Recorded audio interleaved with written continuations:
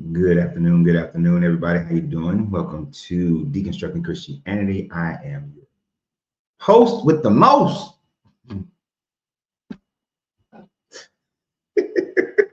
Ghost Friend. Oh man, oh man, oh man. Well, it's Friday. It's Friday. It's the end of the week and the last day. So what you gonna do? We gonna get our talk on, and then we gonna. I don't know what else we're gonna do today. What else I'm gonna do today? But that's so far. That's it. That's it. Well, welcome to Deconstructing Christianity. Today's conversation is going to be about Christian witchcraft is still just witchcraft. Fridays I like to do Fridays I like just some messy conversation. So just be pulling stuff out, you know.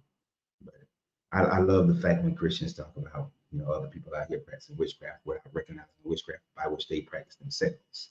So that's what we're going to have a conversation about today. Just as a reminder, click on the link in the description of any of the recent lives and meet us here in San Antonio, October 31st through November 2nd. We're going to have a great time. So the Free Thinkers group meeting here in San Antonio, October 31st through November 2nd. It's going to be a great time.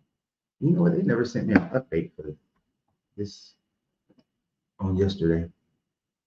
I didn't get an update, I don't believe. I guess I'd be giving them a call today.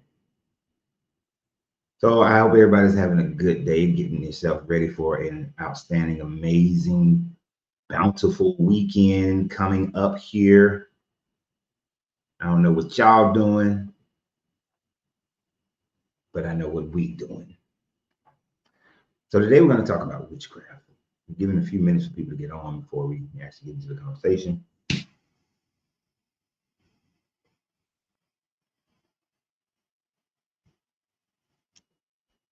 I get my cigar ready. My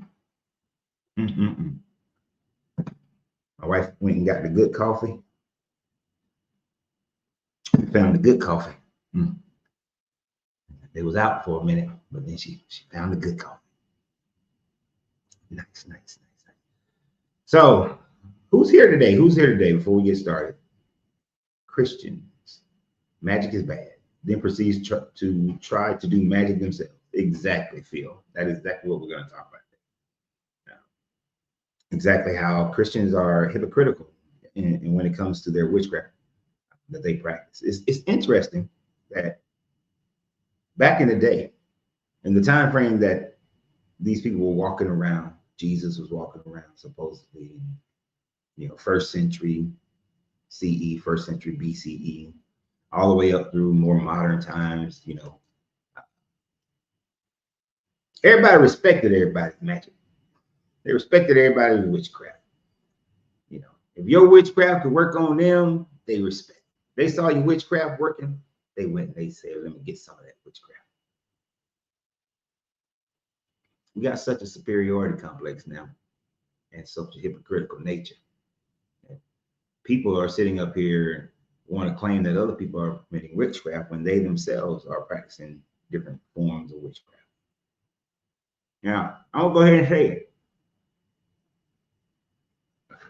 The reason why a Christian would say that someone else's magic is witchcraft is because their claim, their unsubstantiated claim, and I know I'm gonna have to repeat this again, but their unsubstantiated claim is that the magic that they do, that their God does, it comes from the power of their God, and their God is supposed to be the only God.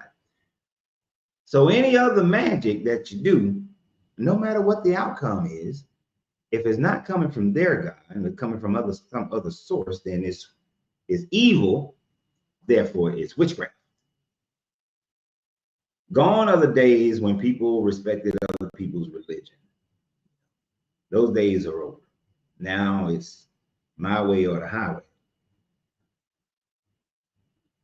But there are several instances in the Bible, of course, where it tells you not to practice sorcery, divination, all these different things. Yet then the Bible goes on and it practices sorcery and divination, necromancy, and all that. Even Jesus They're so-called Lord of Lords. Practice necromancy. Practice communing with spirits. But yet, if I want to try to talk to my grandma, that's evil. If I give me a Ouija board and I want to talk to my grandparents, that's evil. But then if but Jesus, he can talk to his daddy. Not only that, he had a full-on conversation with the demons that was in the boy that called Legion. He had a full-on conversation. Hey man, cat, can you throw us into the pig? And he's like, well, even though I know this gonna make this poor pig farmer poorer, sure, I'll make that deal with you. He's having a full-on conversation with some demons.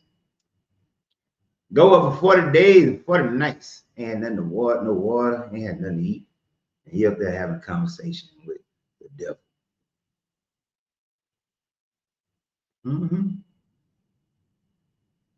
He go down, Lazarus dead. Who was it? Saul got in trouble for calling Samuel back. But Jesus don't get in trouble for bringing Lazarus back. Saul just wanted to talk to the man for a few minutes. Just, hey, I need some advice. I got some kingdom questions. Saul, Jesus, you back alive in your 4-day-old body. Your body been dead for 4 days. I'm gonna bring it back. So Jesus bringing back zombies, and that's considered fine and well. According to their story, one of the stories, 500, well, not 500, I don't think it gives a number, but now I might give it, but 200 zombies is walking around Jerusalem during the resurrection. So tell me again. Oh, see, there we go. Johnny Oglesby is up here doing his Christian witchcraft on me. He said that he's praying for. See, that's the Christian witchcraft, right? When you're trying to entreat change within somebody by getting some spirits to get involved. See, when you want your Holy Spirit to come inside me and be there and manipulate the way I think and manipulate the way I act, not by my own choosing, then you are trying to demon possess me. You're trying to spiritually possess me. See, so don't be praying, Johnny Oglesby. Don't pray for me, because I don't want you. I reject your demon possession. I reject your demonic possession of your so-called Holy Spirit. That's witchcraft. Thank you for giving us a demonstration, Johnny Oglesby, of Christian witchcraft. Because every time y'all pray, you're trying to entreat spirits to do some type of work, whether it's heal somebody, change someone's behavior, or whatnot. You're trying to manipulate the so-called what y'all talk about. We got free will, but you're trying to manipulate someone's free will by utilizing some spirit to indwell upon them that's not their own, that's not of themselves. And Jesus told y'all that he was gonna send you a Holy Spirit, so y'all can all be demon possessed. I hate, let me not put that on demon, because y'all don't even know where the word demon comes from. Demon is a genius, a daemon. No, Jimmy, I pity the fool.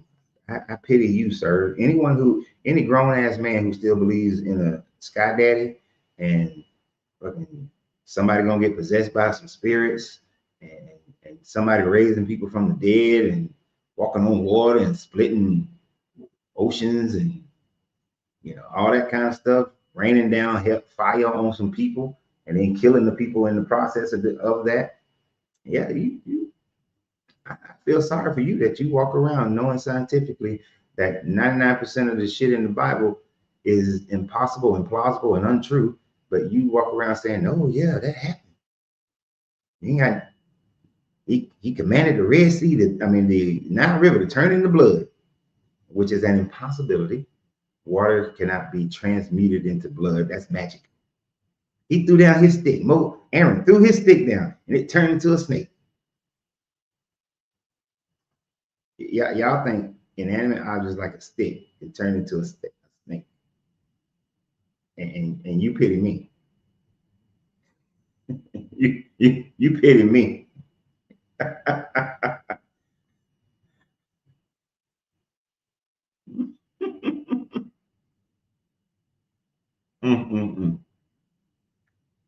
The very few times that y'all use something similar to science is very few and very rare. So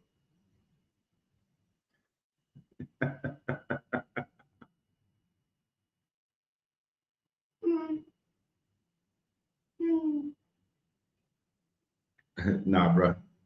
I just recently went to, I already been to the doctor. I have physical. My liver is perfectly fine. You trying to use your witchcraft on me? Telling me that my liver is in trouble?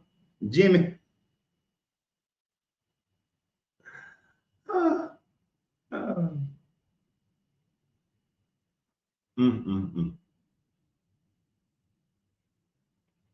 What up, Von Eric? Love and sausages.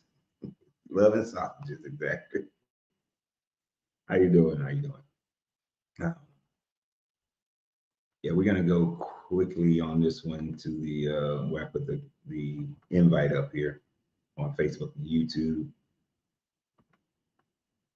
Because I mean, this one just says, I mean, I started not to even do this one today because I was like, you know,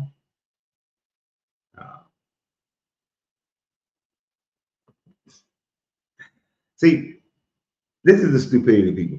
He said, perfectly fine. He said, with the Michael Jackson Thriller eyes. Oh, or maybe because I sleep with my contacts in, and you're not supposed to sleep with your contacts in. And especially this morning when I woke up, my contacts had moved inside in the inside of my eyes. So my eyes were red earlier because my contacts folded in my eye. But of course, you knew all of that because you using your divinations. Oh, idiot. I swear. They be thinking they know some stuff. Oh, and it also might be because I'm using a warm lighting. It's not white lighting, it's a warm lighting. So that's the other reason. They're Doctor Who.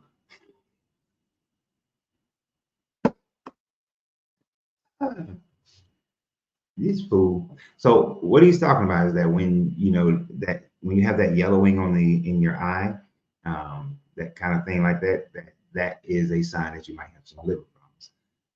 My eyes were red this morning because my contacts folded in my eye. So I put the little stuff in. But I also have a warm yellow light that's shining on me. So this dude's stupid. Dude, trust me. Me and the VA are very good friends. But I appreciate you worried about my health. You worried about my health. I appreciate you. I appreciate you. I appreciate you. I appreciate you worrying about my health. I give you that much credit. Hydro, what's up, man? This is a Connecticut rapper. What is it? Connecticut rapper, Dominican binder, and this is my wife. She rolls this, and I think Peruvian filler. No, Peruvian binder, Dominican filler.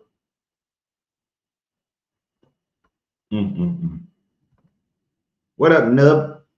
What's up, man? I just wanted to let you know my Sky Daddy is out to get you, and that's why your eyes are yellow.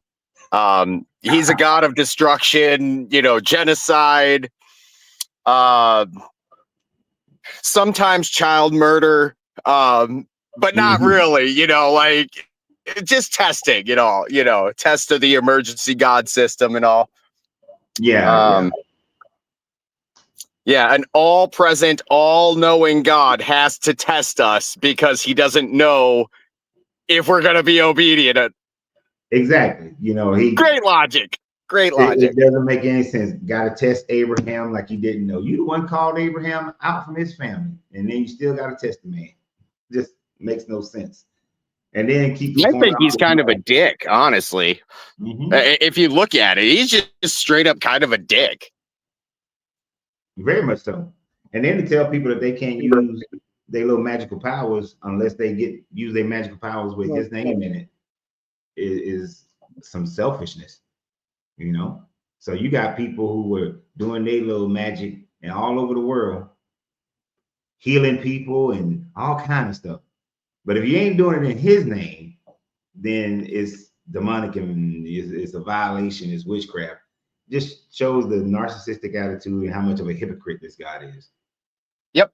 Not only that, the other thing that gets me is they always ignore the one that he is a jealous God and that you shall not serve any other gods but me. Jesus, for one, if God, would be a different God, for one.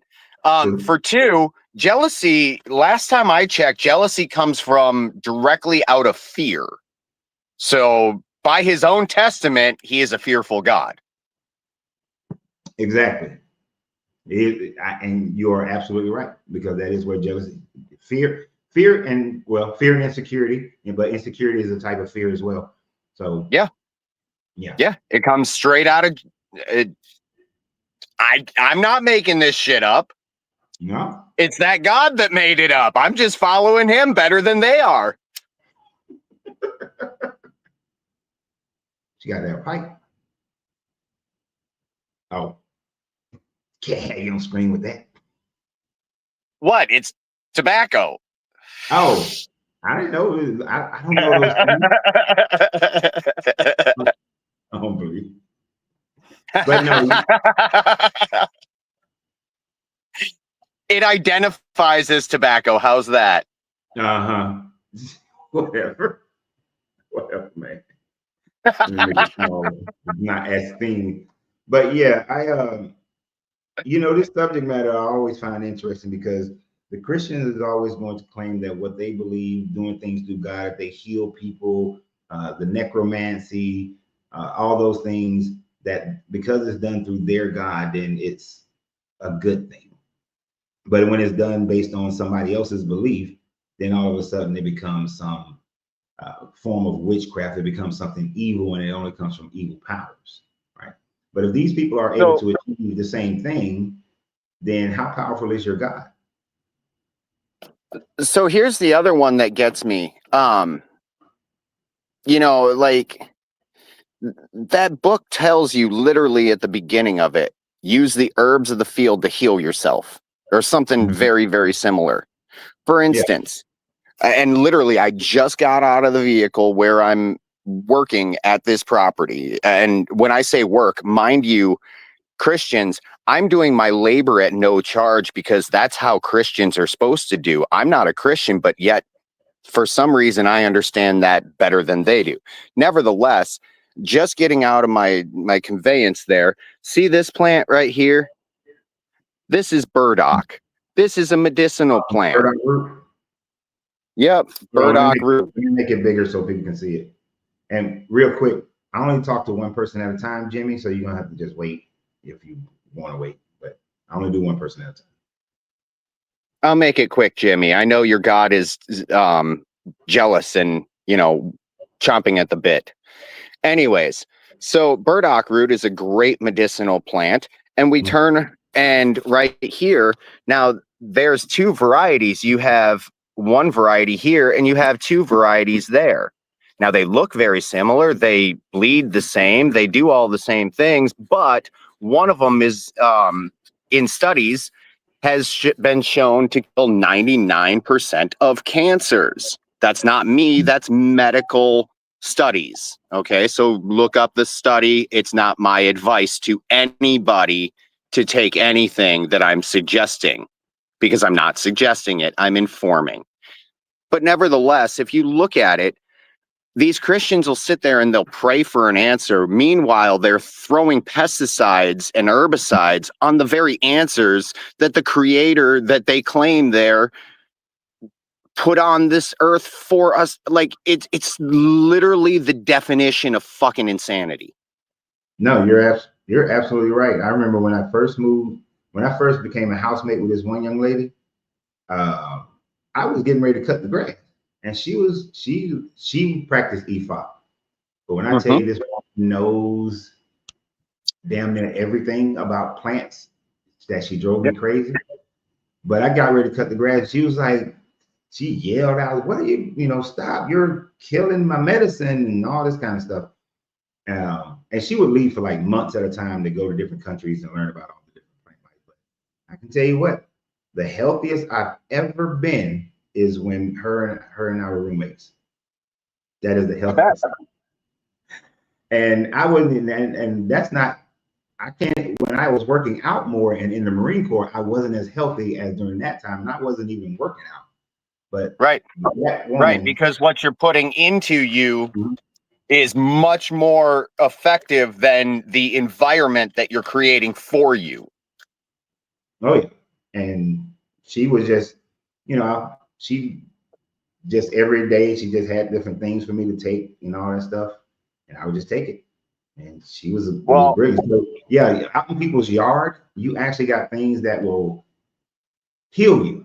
And it's funny, there is, I don't know where it's set in the Bible, but it is a part in the Bible that does say use the herbs of the field to heal. Right in Genesis, right at the fucking beginning. It's literally one of the very first commandments that Christians have in the Bible. It says the herbs of the fields and the seed-bearing trees or something along those lines. But yet they're out there praying and going to the fucking Mayo Clinic and shit like that. It's like, give me a fucking break. Deal with your cancer. Let your God deal with your cancer. He gave it to you. Right. According to this quick little search on Google, it says Ezekiel 47:12 describes trees and leaves for medicine. Isaiah 38:31 shows figs used as a pollutants for healing a boil. So the Bible itself tells them that they can use these herbal medicines, but yet most of them, like you said, they'll run to a doctor. And not that you shouldn't. If you need surgery, go to a doctor. You get shot. No. What I'm saying is if they're gonna live by a quote unquote standard, let it be a fucking standard. I say they shouldn't be going according to their book. So if they're gonna really follow that book, it does say go to it does tell them to go to doctors though. Where? It tells them to go to I know it'll take you 2 seconds to figure it out. But the thing is there's a big difference between a doctor and an herbal medicine. Like, it's not even medicine, because at the end of the day, what is the plant actually doing? The plant is the ministry, because the word ministry means to be of service to. And that plant is of service to your body. It provides nutrients that you don't currently have, vitamins that you don't currently have, and histamines, all sorts of different chemical compounds that you don't currently have. That means it's servicing you. I'm with you. And I will call, but now in today's world, I will call a person who is a herbalist. I will call them a doctor, because I don't care about like, oh, you got the AMA standards and whatnot. Because like the young lady that I was speaking of earlier, she's a doctor in my opinion, because she can do more for you. I mean, she may not be able to do a heart transplant, but she does the I don't need to. I don't need to. Right. Yeah. I'll just take care of the plaque with pine needles. It's pretty fucking simple if you look at the system and realize that there's inputs to the system. There's no fucking difference than any of the other industries or trades. Right. What I was looking for is not coming up, but I could have swore I saw something in the Bible where it told you have faith, brother, that the Lord will heal you. It was something like go to the medicine workers, because they where's Isaac when I need him? This is usually what Isaac will post it up. You were saying about people that work with herbs being doctors. I would say personally, from my own aspect, I'm not a doctor. I don't want any association to that. If anything, I would be considered a minister of plants, and or a wizard. I like wizard. I mean, like, who doesn't like wizards? I would just like to see a wizard actually do something. That's all. Well, But see, that's the misnomer. Is the magic is not within the wizard; it's within the wizard's herbs. The wizard just puts them together. It's not that he's doing anything but fucking. So you're talking about the technical use, the actual use of the word wizard, not the Harry Potter bullshit. No. Wizard, like, and don't get me wrong. There's spirits in the sense of there's ministering medicinal properties that change your yes. Take a fucking mushroom, and I guarantee you're going to have a great conversation with your ego. If you're a dick, guess what? Bad trip. Yeah, I'm with you. I thought you meant like Harry Potter shit. But no. I'm like, I'm like the guy that'll give you something and you're going to have a good time with it. I mean, it's going to heal you, but you might have a good time.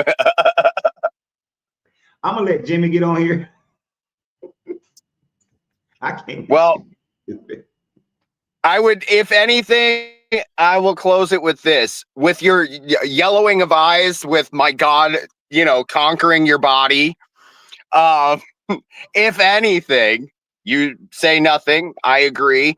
But beef liver is a great source of copper, and most Americans are deficient in copper. So, just saying. I've been tested. No. I'm not saying that you have liver problems. I'm saying beef liver contains copper, and copper's good for you, man. That's just some guy on here who's looking at me because I got all these kind of tinted yellow lights pointing at me, determining that my eyes are. No, that's my sky daddy killing you. Yeah, understand. Peace out. He's crazy. Gotta love him, but he's good. He's right. Don't disagree with him. Let's see if Jimmy's still there.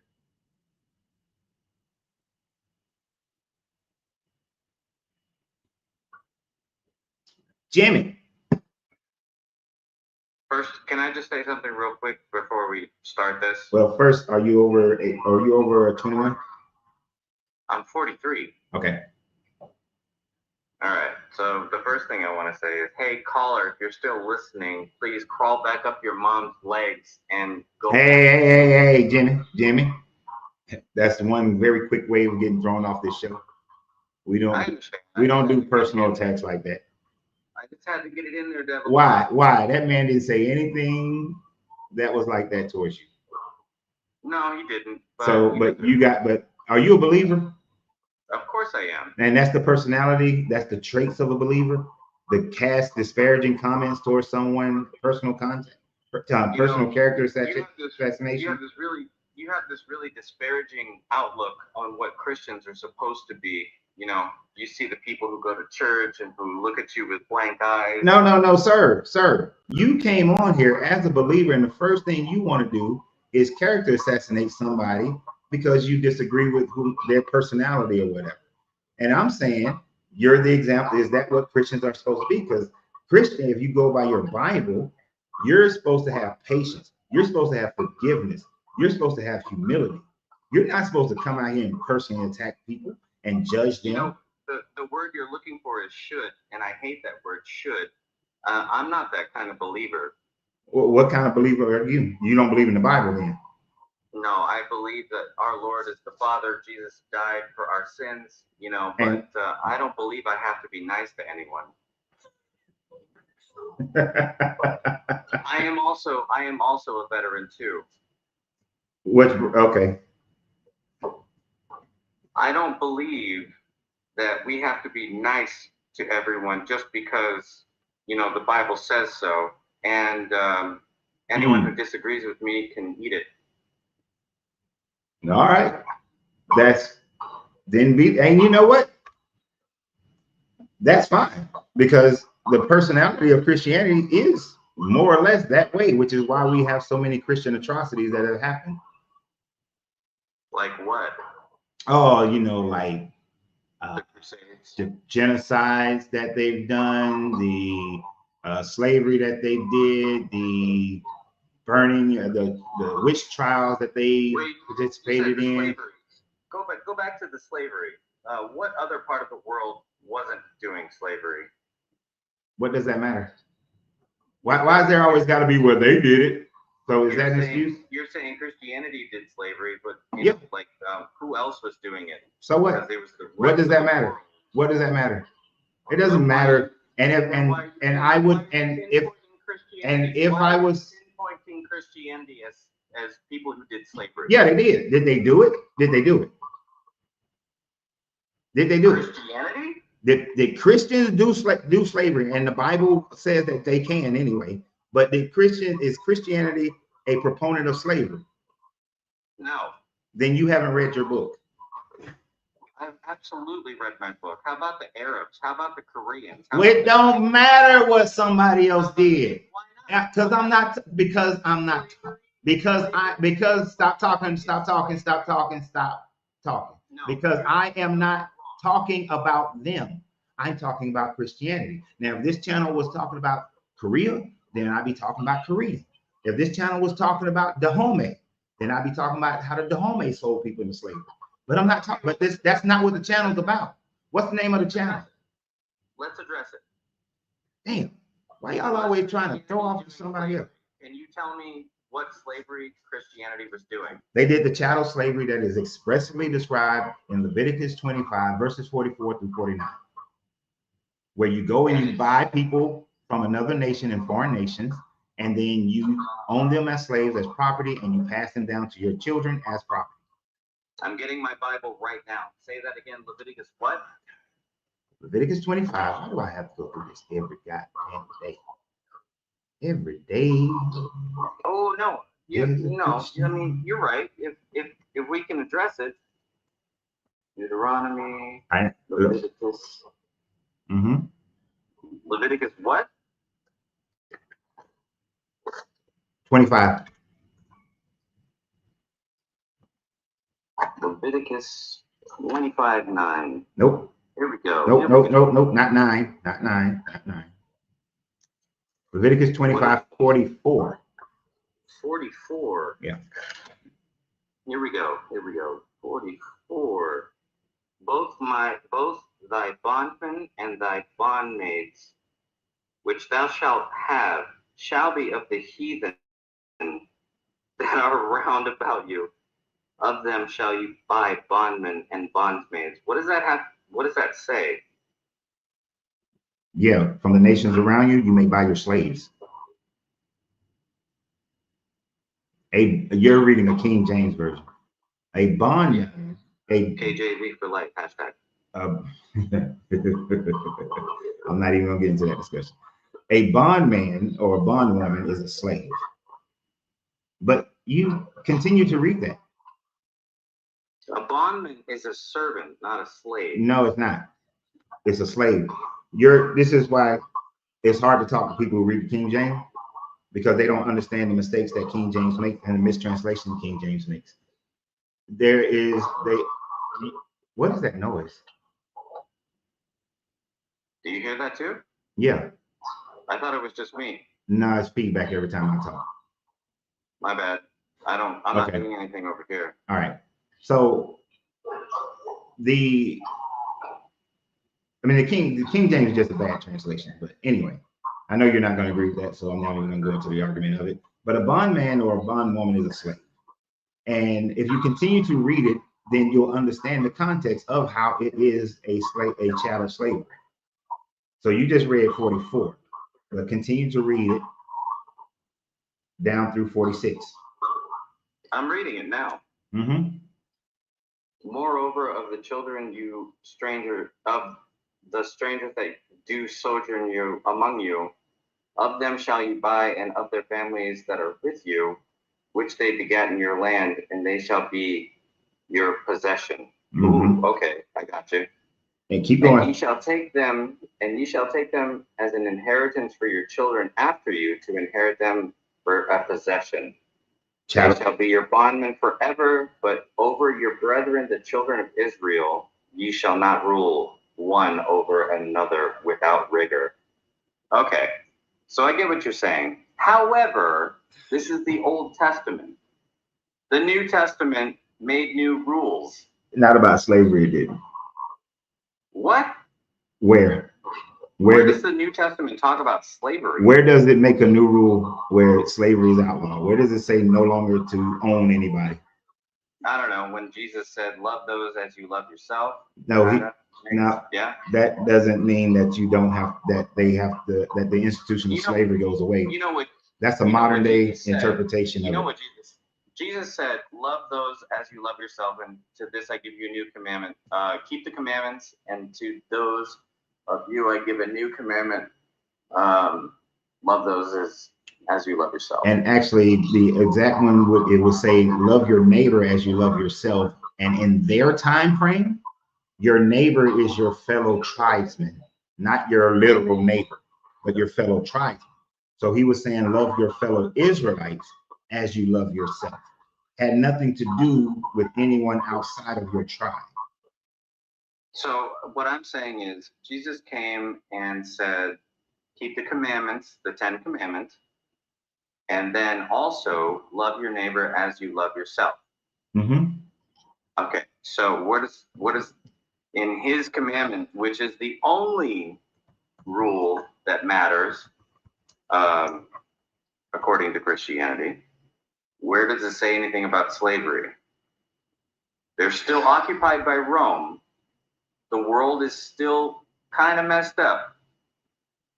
So where is your argument about slavery? Okay, so I'm gonna say this one more time. In the context of first century Judaism, that text actually says love your neighbor. Your neighbor in first century Judaism and on back means your fellow Israelite, not foreigners, not anyone else. So when he said love your neighbors, he was only talking about loving your fellow Israelites as you love yourself. If that was true, then why did he hang out with Gentiles? Okay, so those who followed him, the overwhelming majority were Jews. He did not have a bunch of Romans following him. There weren't a bunch of Gentiles following him who were his main people. All 12 disciples were Jews. Yeah, the women that followed were Jews. Why would a Roman centurion say that this man truly is the Son of God after Jesus died? What? Well, a Roman centurion said this man truly was the Son of God when Jesus died. You mean when he was mocking him? No, he said.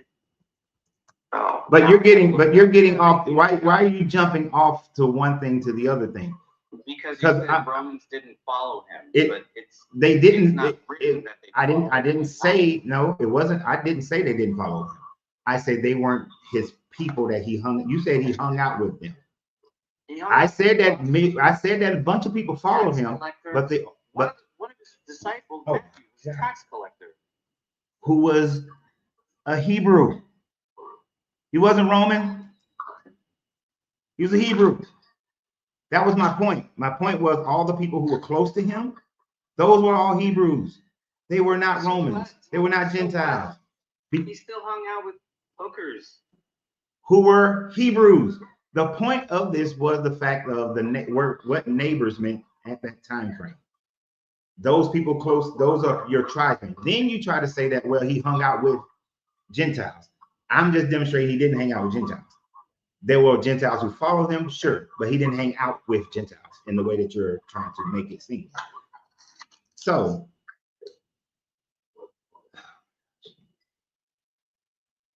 Sorry, I'm turning pages right now. My bad. But Jesus, so loving your neighbor, it has nothing to do with slavery. That is one of the things that people use when the anti-slavery movement started, and they used that part of the Bible to say, hey, this is Jesus saying that we should treat everybody the same. But that's not what it means. No, what'd you say? A staff sergeant or gunny? Staff sergeant. Well, I was staff sergeant select when I got injured, and so I didn't actually get the rank. Did you get injured in war? Because if you did, I'm sorry for what I'm about to say. Actually, the funny thing about it is that every injury I've had happened outside of combat. I only got stabbed twice in combat, so that 2 times. But it was in the same instance. But go ahead. First of all, I would like to tell you I appreciate the fact that you went through that, and I'm sorry that that happened to you.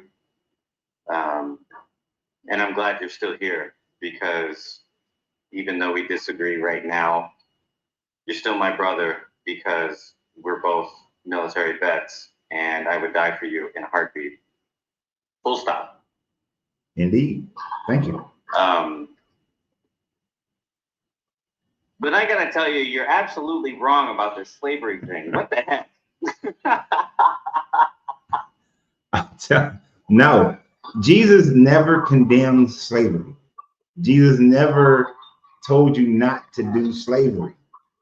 If you look at the history of it, that passage of your neighbor, even from 1st century all the way up until you get to around the 18th century or the 19th century, which would be the 1800s, that verse was never used to condemn slavery. It was only within the 1800s that verse began to be used as an anti-slavery scripture. All right. Well, you know what? Someone in the chat just reminded me the prompt. Yeah. Christian witchcraft. I was about to get back to that too. Witchcraft. Yeah. So what's going on there? I think it's hypocritical. Christians. So when I started this out, I did say that the Christian idea. Do me a favor. When I'm talking, can you mute your mic? Yeah. I'm gonna. Yeah. Okay, thanks. Whew. Oh, that's so much better. That shit was like nails on a chalkboard. So anyway, so in the beginning of this, one of the things that I said, and I know I probably have to say it multiple times, and that is the fact that the basic idea from Christianity is that if you do necromancy, if you do divination, if you do astrology, if you heal people, whether through herbs or laying hands on them, Reiki or whatever, that is fine if it's done through your God. If it's done by somebody else's God or somebody else's belief, then it's considered witchcraft. But yet they both are the same thing. You're asking for powers, for whether good or bad, to the community, whether the effect is good or bad. You're asking for some interdimensional power or some other worldly power to do something. Back in the day, when people respected other people's religion, they just accepted it, which is why the Roman centurion, I think it was a Roman military person who was like, hey, can you come heal my daughter? Or the Canaanite one was like, hey, can you heal my daughter? Because for those people who they believed everybody's religion was real. And so they would accept the magical powers of every other god, but the supremacy mentality of Christianity and Judaism is such that anybody else doing doing the exact same things they're doing is considered evil and witchcraft, which is hypocritical as hell, and a religious supremacist idea. So that's what I said in the very beginning, and that kind of puts it in a nutshell as well, because necromancy is just necromancy, and Jesus did some necromancy. Do you hear it now? It only happens when I was talking. Oh, it's gone. What did you do? Okay. I didn't do anything. I didn't do anything. Oh, that's interesting. Anyway, so hypocritical. I would disagree, of course. That's why I'm here. Mm-hmm. Like I said in the comments earlier, he didn't raise a zombie. He raised Lazarus to health. Like, he gave him 100 HP again. So, you know, like, how is that necromancy deals with raising the dead they become, you know, undead. But Lazarus wasn't undead. He was alive. You know, he lived. He was, you know, happy and healthy. At least I hope he was, because I would be absolutely grateful if I was dead for 4 days and then boom, I'm alive again. So I mean, like, I just disagree with your view on the necromancy part. Even the disciples raised people from the dead.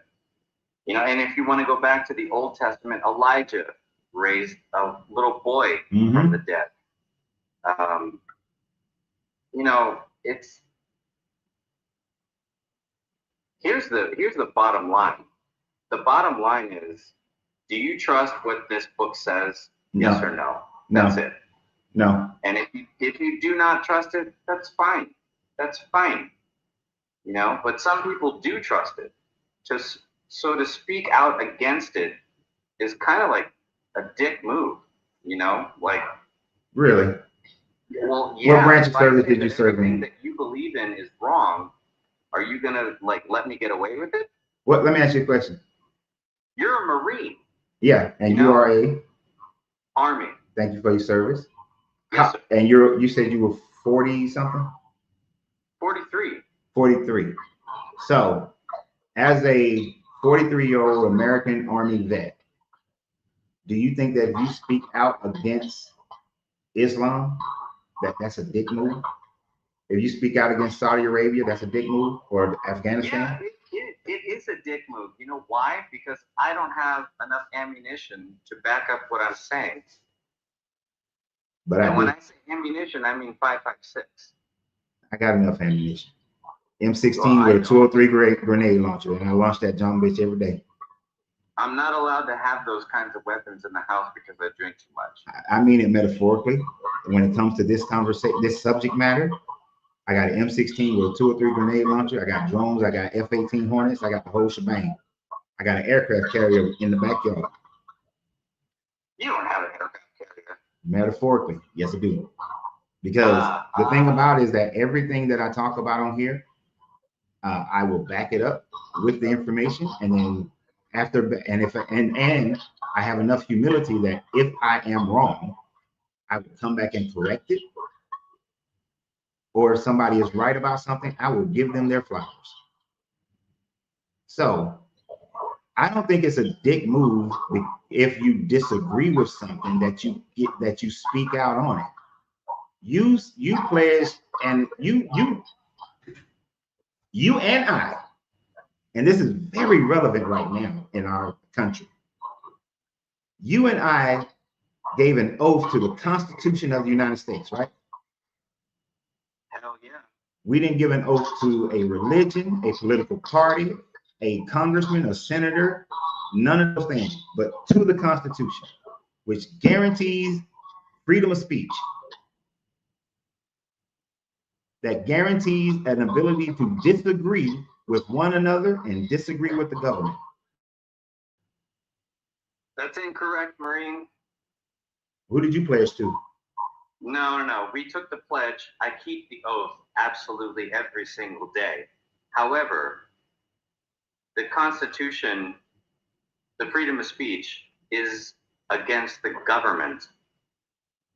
We can say whatever we want against the government. But if I walk up to you and say, hey, I think you're ugly, and you slap me in the face, that's not the Constitution. That's you saying, hey, I guess what you said was wrong. The government is not allowed to punish us for our freedom of speech, for our religion, for our right to assemble. Right. We okay. I will grant you it doesn't allow you to just go up to people and criticize them personally. But it does give you the right to express yourself. It gives you the right to to express your ideas, to have an opinion, to have your beliefs without any government intervention. So the fact that I am expressing what my opinion, which I based on facts, and be able to express my, if you want to call them spiritual beliefs, that is my freedom of speech. So it is not a dick move for me to come down here and talk about my disagreement with a religion. But you're a different case. You're a special case because you're ex-military. Okay. And if someone came up and started spouting off at the mouth and you really didn't like it, would you or would you not punch them in the freaking face? No. Why would I do that? Because I can walk away. No, I can walk away, as I have done many times. And sometimes I don't. Literally. Hold on. I was not going to say this on the videos because it was weird to me. I literally had last Saturday a retired special forces guy come up to me at Cigar International, and he starts looking at me and saying, and I ain't gonna go into everything he said because it's kind of, some of what he said was, I was embarrassed to a degree, but he was like, I know you're a man of great faith, and you know, the Charlie Kirk, he died, and nobody should have to die that way, but we gotta heal, brother, we just gotta heal. And you know, whether you agree with, and he just said, you know, because Charlie Kirk, he was just speaking his mind, and we gotta heal from all this. Now I did say, yeah, and I disagree with what he said, but I went ahead and accepted this guy was talking to me and telling me things I didn't really want to hear. And then we pounded it up, and you know, the man hug, and that was it. I didn't really want to hear what that man had to say. I'm not a fan of Charlie Kirk. I don't think he should have died the way that he died.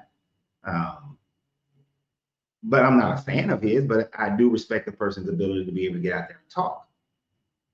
So, and I didn't like that this guy came up to me, and the first, so I'll go ahead and tell you the first stuff that he was saying to me, it was embarrassing because he was giving me all this praise about, you know, the way I sit and the stature and my aura that he was noticing, and he just had to come over and compliment me on my aura. And I was like, okay, dude, you know, that's cool and all, but stop. So, but that don't mean I'm, you know, I didn't repel him. I didn't push him away because he started talking about a person that I don't care for, you know. So if somebody starts saying anything, I'm not gonna punch him in the face. That's just crazy. That's crazy to me. Even when now, unless you're trying to harm me or you're trying to harm my family, that's different. You're a better man than me, and I expected more from the Marines. Sorry, love you. Now, like I said, if somebody's trying to harm me, you're trying to harm my family, you come up and you disrespect my wife, and that's a whole nother story. You finna take all this. You about to take all the ass whooping I can give. That's different. Yeah, that's basically what I meant. You know, like they're using their freedom of speech to insult your wife, and you just gonna stand there and take it. Well, they have a right to that freedom of speech, and then I am going to show them what the consequences of that right is, and they gonna catch these hands. So we agree on that one for sure. Yeah. Okay. I can get behind that for sure. Mm-hmm. What were we talking about? Well, you said it's a dick move for me to come on here and talk about what I talk about, but I have the freedom to do so. That's true. You know, and that's your opinion, and I won't fault you for it. Yeah, and you know what? I appreciate you for doing that. And I appreciate the fact that you have your opinion, you know, and we've gotten way off Yeah. witchcraft is just witchcraft. It's whatever, because I think that our conversation and goes a lot deeper than your prompt. it happens all the time. But to go back to what you were saying, I understand this. To me, it is splitting hairs to say that Lazarus was fully resurrected into a healthy body, and zombies are kind of the living dead, a decayed body that's now reanimated. I think that's to me is splitting hairs, because at the end of the day, the overall idea of necromancy is taking something that was dead, bringing it back to life. Now, the status that it is in when it is back into life, I really don't care about. It's the fact of bringing dead back to life that is necromancy. Okay. I mean, I can see why you think that. Yeah. To me, that's like saying that, hey, this is a fruit tree. This is a fruit tree. This one got apples. This one got oranges. They're both fruit trees. I got it. Apples and oranges. Exactly. You like how I did that? But they're both fruit trees. That's why I don't use that analogy when somebody is making a comparison that don't work. Yeah, but the dead tree is finally making actual fruit, and it's got green leaves, and it's making the fruit. But it was still dead. He was, and yet still dead. He was still someone who was dead. Let me ask you another question. Mm-hmm. If your wife died tomorrow, please, I'm knocking on wood right now. Witchcraft. No, it is. Do you know where that comes from? No, yeah, I know where it comes from. I'm just doing it because it's an idiom. It's part of our culture. You know that. But it comes from them believing that good spirits lived in trees. It's a Germanic tradition of good spirits living in trees, and since they built their houses out of wood, they knocked on the wood so the good spirits would protect their house. Yes, okay. And now that we're beyond that, if Jesus came today and brought her back from the dead, would you call it necromancy, or would you be grateful? Both. So you would tell the Lord and Savior to his face that's necromancy? Yeah. Yikes. And he wouldn't be my Lord and Savior, but yeah. Oh, so you're not a believer? No. Oh. We established that early, I thought. This whole time, I thought you were a believer and you were just talking shit. No, I don't believe in the Bible. I used to, but I don't. I haven't for decades. Why not? Because I studied the Bible, researched the Bible, studied even more the cultures, everything around it, and came to realize that it's a bunch of fairy tales. But you're a Marine. What's that got to do with that? All Marines aren't Christian. Country. God and country. Yeah, we stopped saying that a long time ago. That whole God, country, Corps thing. Yeah, that was more Hollywood than something that we actually said in the Marine Corps. Like from the moment that I stepped into the Marine Corps in 1990, we have never, as a group or as a chant, said God, country, Corps. I mean, I know like the person in the chat, his name is Deconstructionist, and I get that, but I never cared about deconstructing or apologist or anything like that with the Christian faith. I mean, like, I think a lot of people have a big problem with just, you have a relationship with Jesus or you do not, period, full stop. Okay, so my channel is called Deconstructing Christianity, right? Yeah, I know. Okay. That's what I'm saying. Yeah, but no. But yeah, we. What I mean to say is, I don't follow religion. I just have a relationship, and I think that's what a lot of people miss. It's potato. It could be potato, and actually, yeah, it is potato. Yeah, but you can't have a relationship unless you read the book, learn from the book, and establish something based on the book that the religion is based off of. And without the religion, you would have never developed into your religion. It's not a religion. It is if you want to make it one, You know, if I call you a leatherneck, that doesn't mean you're a leatherneck. No, a religion is a belief in a supreme deity that has rites, rituals, and rules attached to it. That is a religion. And even when people claim they have a relationship, is a belief in a deity, and you have certain, they may not be the same as everybody else's, which is why there are over 40,000 different denominations, but you have some type of rituals or laws or rites or worship trends that you do in participation of worshiping of that deity, that's the only thing that makes it a religion. The structures, Catholic, Protestant, Methodist, those structures are just different thought processes within the religion. Obviously, those people are wrong. As soon as you put personal preference in front of our Lord and Savior, you are incorrect. Having a relation, believing you have a relationship with him is a personal preference as well. There are certain groups that do not believe you can have a personal relationship with God, which actually is a new thing. And that's a new thing. 100 years ago, if you said that you had a personal relationship with Jesus, the community would have beaten you. 200 years ago, they would have sent you through some type of inquisition or trials and most likely killed you. You are a heretic.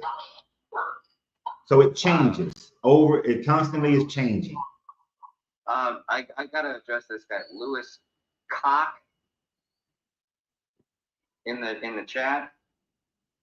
Lewis Cock, did you hear me? Lewis Cock. If it's not a religion, then why is there X amount of denominations in Christianity? The answer to your question is because humans are dumb. Okay, Lewis Cock. What did you do in the army? Stop rage baiting. What did you do in the army, Jimmy? I was a mechanic. Okay. Motor T. I got you. There's a certain amount of surliness that comes with Motor T guys as well. Well, I just don't like when people talk about things like that, you know, when they try to rage bait. But here's the thing. I said the same thing. The reason why you have over 40,000 different denominations is because people read the same book, come out with a different opinion, and then start their own branch of the religion.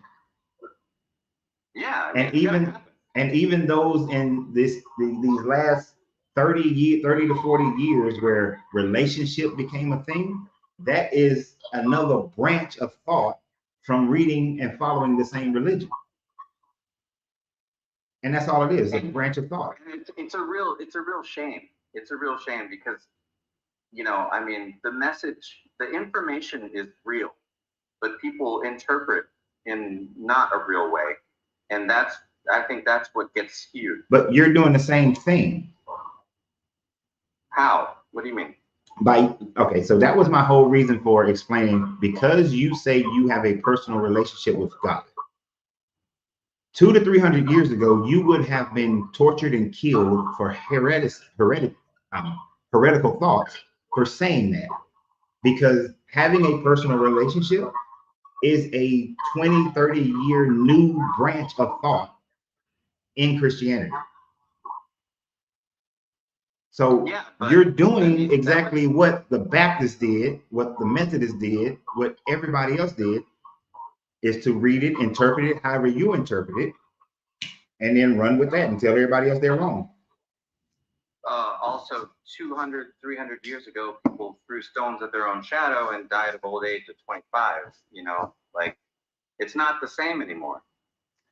Yeah, and you think we learned that this stuff is fairy tales by now.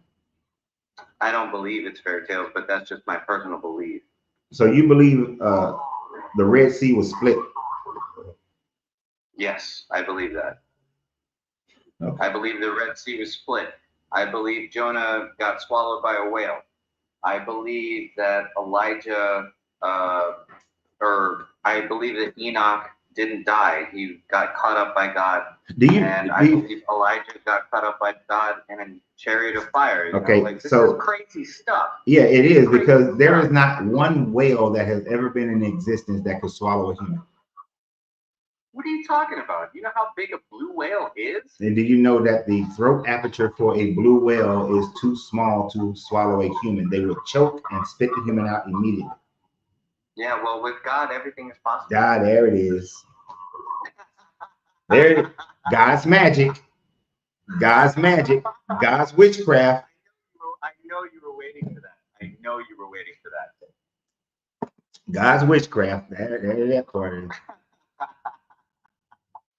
But look, I try to do this not too long on one individual person. So let me let somebody else get up here. Yeah. Let me get out of here. Hey, despite what you believe, despite what I believe, I just want you to know I love you, and I got your back no matter what.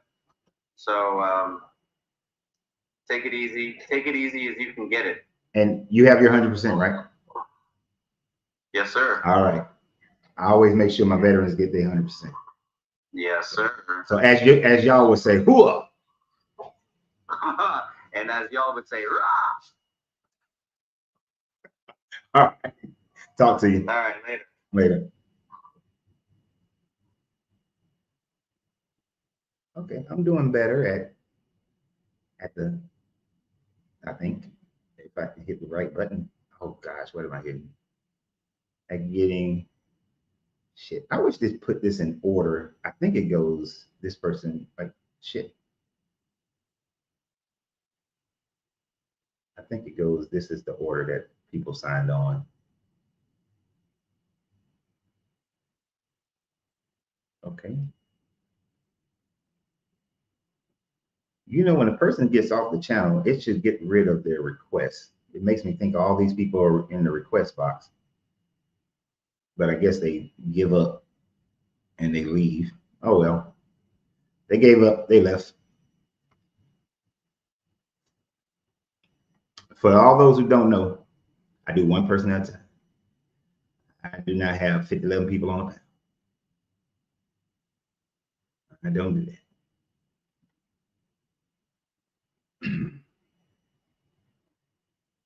But I do find it interesting that people are going to believe in these fairy tales, knowing scientifically that what these fairy tales say are impossible. But of course, what they will say is God's magic, God's witchcraft. And when you say that, well, but God, that's all it is witchcraft. It's magic. And the Red Sea has never been split. Do you know what other type of damage would happen if the Red Sea split like that? I mean, and this is why these types of events are implausible and for the most part impossible. If the Red Sea had split, I want y'all to think about this. Think about the landmass where the Red Sea is. Is between Egypt and Saudi Arabian Peninsula. If the Red Sea split, that means that all that water that is flowing in, and I'm trying to think of which direction it goes to, that flows out that way. I can't remember if the Suez Canal, let me make sure. I'm trying to remember when I was going through the Suez Canal, when we was going through the Red Sea, which way the water was going, but my brain ain't seeing it right now. But that's why Google is very easy.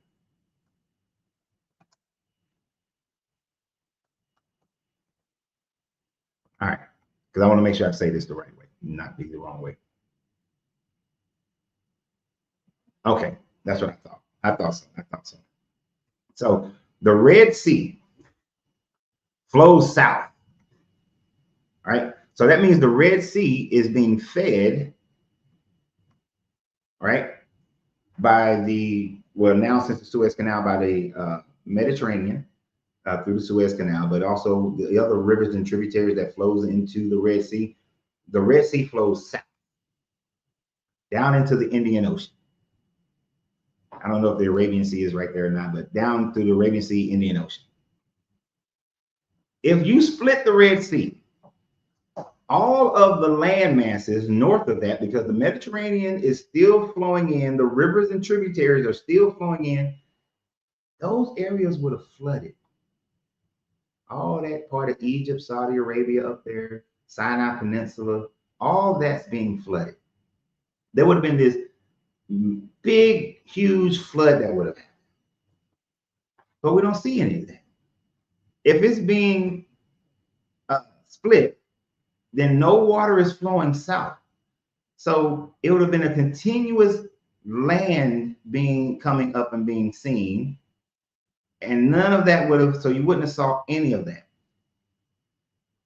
Then when the water is finally released, this buildup of water, it would have crashed down into this landmass, because this is overnight, a whole 12 hours or so that this is being held up. All that buildup of water from all that flooding would have crashed in, and then because of the crashing of it, would have flooded and created like some mini tsunamis. But no one else in the region talked about this one night, this one day, when all this water, all this flooding happened in these areas. No, there's no CBN, no DMT, because it wasn't Ethiopia at the time. But the way that the Red Sea goes, it goes out and then it hooks. That whole hook, which is I think modern day Eritrea or Somalia, somewhere around there, all that would have flooded. There's no signs of them people being flooded during that time frame. The shit just didn't happen. And if all that stuff would have happened to Egypt, the magic that this guy did, every firstborn in Egypt dying, but no plague. I mean, it would be one thing, even if the Egyptians had said there was a plague and it only struck the firstborn. Even if they didn't give it to a god, they would have recorded that a plague that only struck the firstborn. They would have recorded some shit like that. But no one recorded that information, right? Nobody recorded that. The damage that would have been done to the Egyptian economy, which would have then created a recession, actually a depression, throughout that Eastern Mediterranean area, and some of the Western Mediterranean, it would have destroyed the economies for all those people.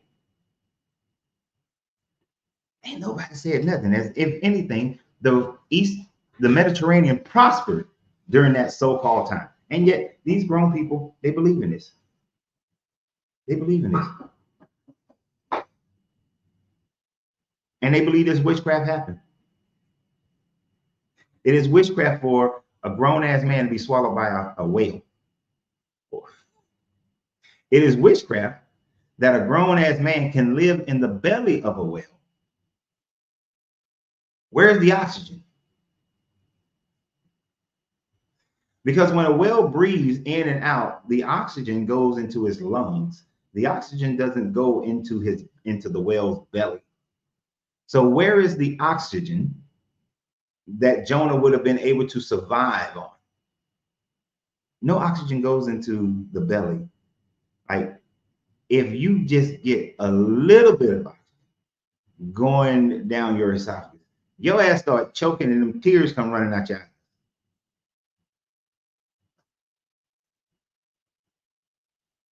Lewis, that is an incorrect thought process.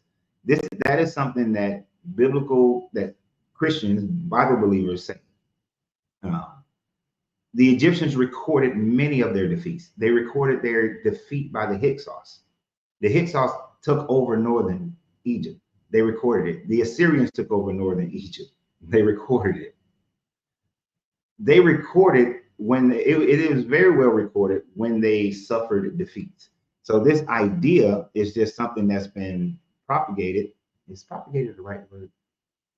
I don't know if that's the right word, but it's been pushed by Christian believers, Bible believers, to say that the Egyptians didn't record their defeats. Yes, they did.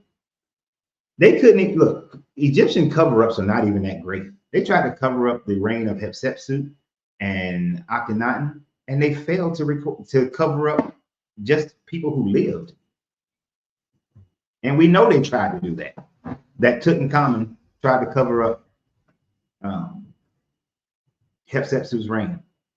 Wait a minute, is that Tutankhamun? I thought most of the fourth. One of them. What?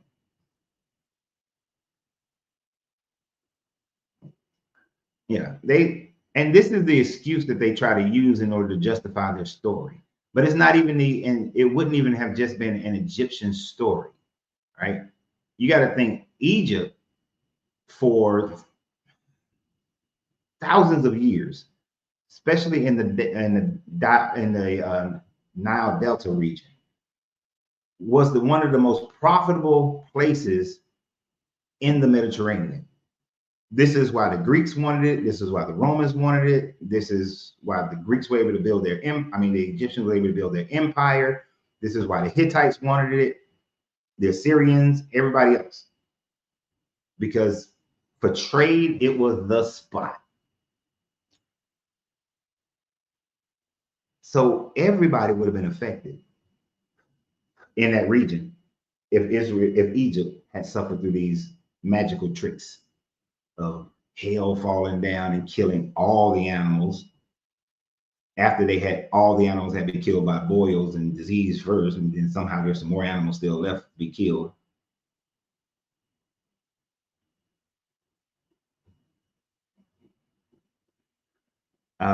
Sosa, oh, that is the most illogical thought process.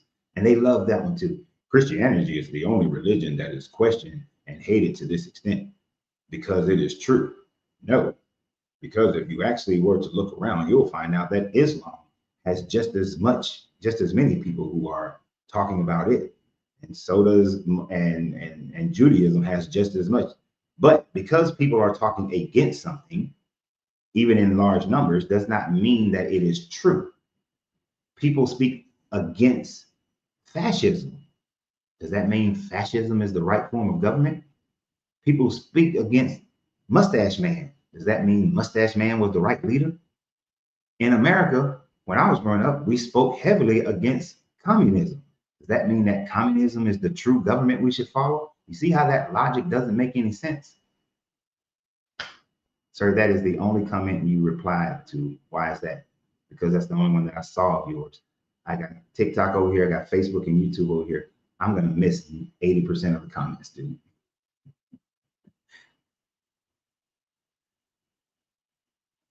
There's like a total of 70 people between the three platforms. I'm not going to catch everybody's stuff, so get over it. Okay, we cool, good. Yeah, I missed 9. If you really don't write in all caps, because I don't pay attention to all caps. I'll tell you that right.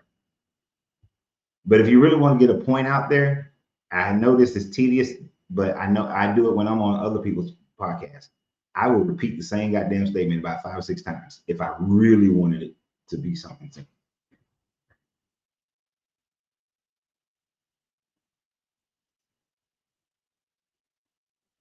No one associated the wealth of past empires with the fact that they all had Israelites enslaved.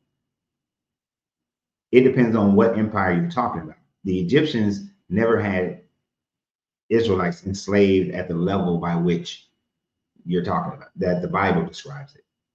There's only really Israelites was enslaved in the Assyrian Empire and the Babylonian Empire. They were not enslaved in the Persian Empire. They were set free to be a vassal state. And actually, half the Israelites were a vassal state within the Babylonian and the Assyrian empires. The Greeks held them as a vassal state. The Romans held them as a vassal state. The Egyptians held the Levant, which they referred to them initially as Canaanites. And it wasn't until the 1200s BCE that they were referred to as a certain group were referred to as Israelites. But they were not held as slaves. They were held as vassal states. That would be like how America holds Puerto Rico as a U.S. territory. Puerto Ricans aren't enslaved to America. They are just under the protection and control of America, but independent of America to a certain degree, as long as they follow certain territorial rules.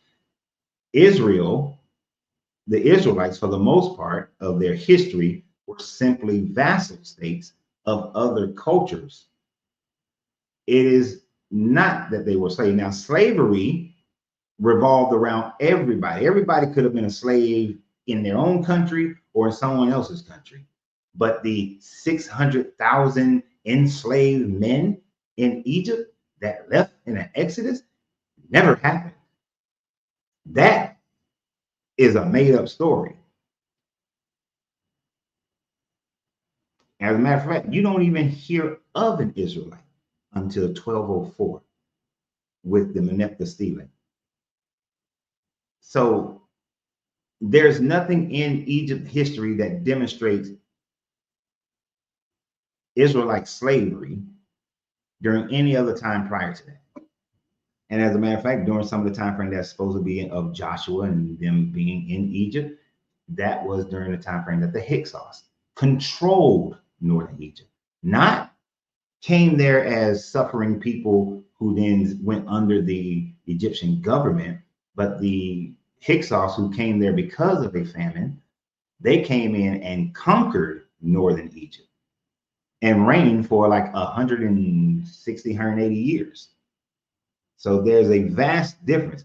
Those types of stories, plus with the Israelite people who will become Israelites, separating themselves from the Canaanite people in the Levant, which was under Egyptian control during that time frame, and became a wandering group. That is the only Exodus they ever had. And then they had their ass whooped by Merneptah, according to his stealing. And then the Bronze Age collapsed, and everybody lost.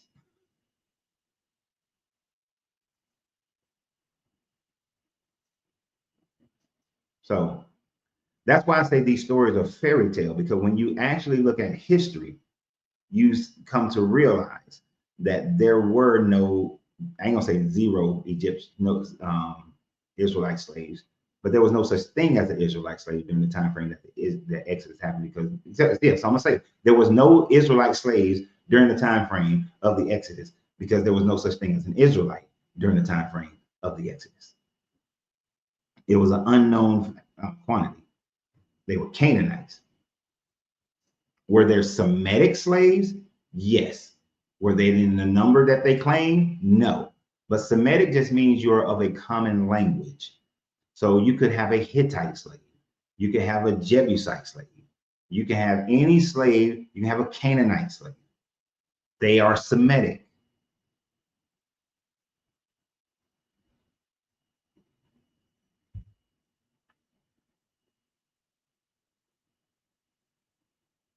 So that's, you gotta, that's why I can't understand. Well, I understand. I understand why people believe in these religions, because they've been indoctrinated into them, and they are fearful of going to hell, and they don't live life to its fullest, and so they're waiting on their heaven afterlife.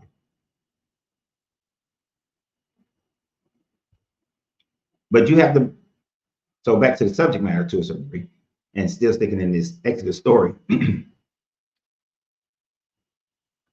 There is no difference in Aaron throwing down his magic stick, because he got the magic stick, and it turned into a snake, and the Egyptian priest throwing down their magic stick, and it turned into a snake as well. It's all magic. It's all hocus pocus, alakazam. Right? It's all just magic. There's no difference. The only difference is my God, I believe my God said it, and you saying I believe my God said it. Same thing. Austin.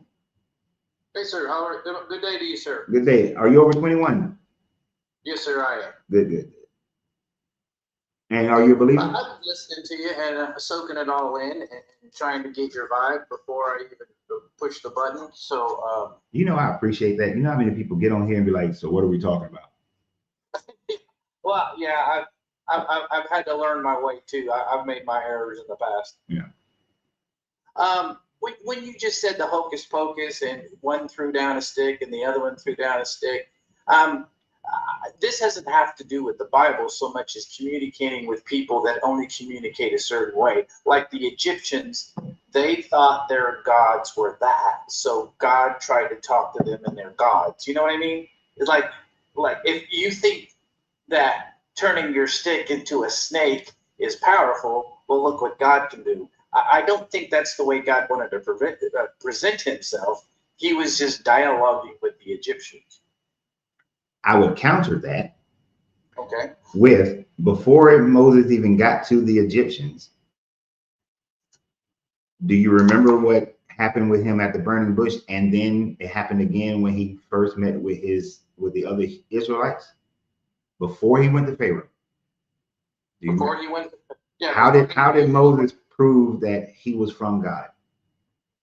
So, say that again, sir. I'm sorry. I want to understand every word. Well, so let me put it in a better way. How did God demonstrate to Moses that he was God? And then how did Moses demonstrate to the Israelites that he is coming from the power of God?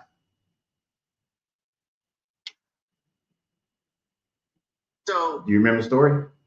Yeah. I'm saying, okay, what I'm trying to do is put it all together in a coherent answer so that I don't mess up. Well, I think he had his doubts until he saw the bush. Would that be correct? No, he still the bush quelled some of his doubts. He still had another doubt, and that doubt was, how am I going to convince the Israelites? Well, yeah, but he got that when he saw the bush. In other words, he said, "Why me, Lord? I'm not worthy." So he didn't think he could do it. So it was the bush that said, and we're talking God there at that point. I call it the bush because that's in the Bible. But the bush being God convinced Moses he was elected to do that. He didn't have that until he talked to the bush. Mm-hmm. I'm not laughing at you. I know some of my people on Facebook and YouTube, their minds are dirty. So every time you say bush, and that's why Kelly probably laughing too on TikTok, because you keep saying bush. I don't like the bush, but no. Okay, so what I'm trying to get to is the fact that, so you were saying that he was speaking that way because he was doing the magic tricks to the Egyptians, because that's how they understand, and trying to get them to understand and communicating with them. But yet, even to his own people, he had to do the magic trick of, I got leprosy. Put your hand in, I'm out. Leprosy gone. Remember that part? Right. So he's still performing magic tricks. So if that's your thought process, then even to speak to the Israelite people, he had to perform magic tricks. So you see how that don't work? Yeah, and I'm going to tell you, you're not far off. What? That's a good concept, except that the purpose for those examples was God driven with Moses. They were purposeful, and I got to keep that in mind. Is why are we even doing all this? What is the purpose? Well, God's purpose was to talk to them and convince them, and then give them a chance to live. And see, this is why I said early on, and you probably weren't here, that when it's done by your God, you think that it is for the purpose of those people, right? For this God's purpose. And you are to believe that, and that any other God is evil, right? I will concede this. I believe there's one God. Well, except for the Trinity, that there's an exception in there. But there is only one God. So all the other gods are not God. They're small g's. Yes, sir. Okay, I understand that's what you believe, and I understand that, which is what makes this conversation a little bit difficult, is because it's always going to be, well, my God is the God. But think about it in the time frame of people back then. Most everybody, even the Israelites, were henotheistic, and that's why the Old Testament is written in a henotheistic format, where everybody's gods are in existence for those people. Right. That's why don't have any other gods before me. He didn't say don't have any other little gods before me and that I am the only God. He said don't have any other gods before me. Right. This is also why Gabriel struggled against the prince of Persia, and he had to have his big brother Michael come and fight the battle for him. But going even more so to my point of saying that this was this God showing that he was doing something good for his people. When we read the Mesha Stela says that Mesha prayed to Shamash to give him victory over the Israelites. And after his prayers, he defeated Omri, gained victory over the Israelites, took the offerings of the Israelites from them and then made those offerings to the god Shamash, which demonstrates that in the same way that this God says that I will hand these people over to you with my magic tricks, is the same way that the Moabites thought about, well, Midianites actually. I think it's Midianites was. Midianites are where Moses went to, right? No. This is like way after Moses. This is in Kings. Okay. This is in 2 Kings. This is with Omri. But I'm just trying to make sure I'm saying that Mesha was either a Moabite or a Midianite, and sometimes they're the same thing. I think Midianites are the priest side of the Moabites. But anyway, he was a Moabite who believed in the god Shamash, and he believed that his god Shamash, when he did his prayers to him, his incantations, and then he did his sacrifice after he defeated the Israelites, he believed that Shamash gave him victory. This is the same mentality that. Oh, you broke up. Well, can you hear me? Yeah, you paused for a while. Yeah. Your face was contorted for way long. Okay. So he believed that Shamash gave him the victory because he prayed to Shamash, invoking spirits, and then he gave him a sacrifice, magical sacrifice to animals to this god. And this god did a good thing. The god Shamash did a good thing as far as the Moabite people were concerned. And they believe wholeheartedly in their God. Now, the Israelite story of that is that the only reason Shamash the only reason the Moabites won is because, and this is interesting, because they claim that Mesha sacrificed his son, one of his sons, to Shamash, and that's why the Midianites defeated them. I mean, the Moabites defeated the Israelites and defeated King Omri. So even they believe that the other gods existed, and because of that sacrifice, which they say was evil, they were defeated. I would.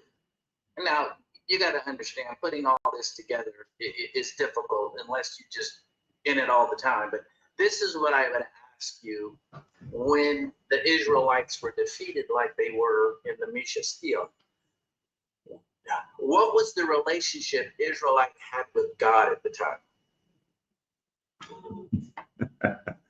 Now, that's the other part. So in any time that they are defeated, they always claim that they weren't worshiping God properly. Okay, in that case, then God would say to them, I'm gonna let those people, whatever war does and whatever clans do, since you're not hearing me, Israel, then I'm going to hand you over to them.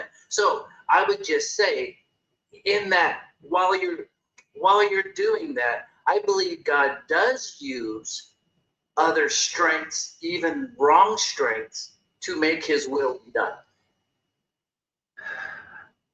That is the excuse of the loser, is what I like to call it. It is. Where are you in America? Yes, sir.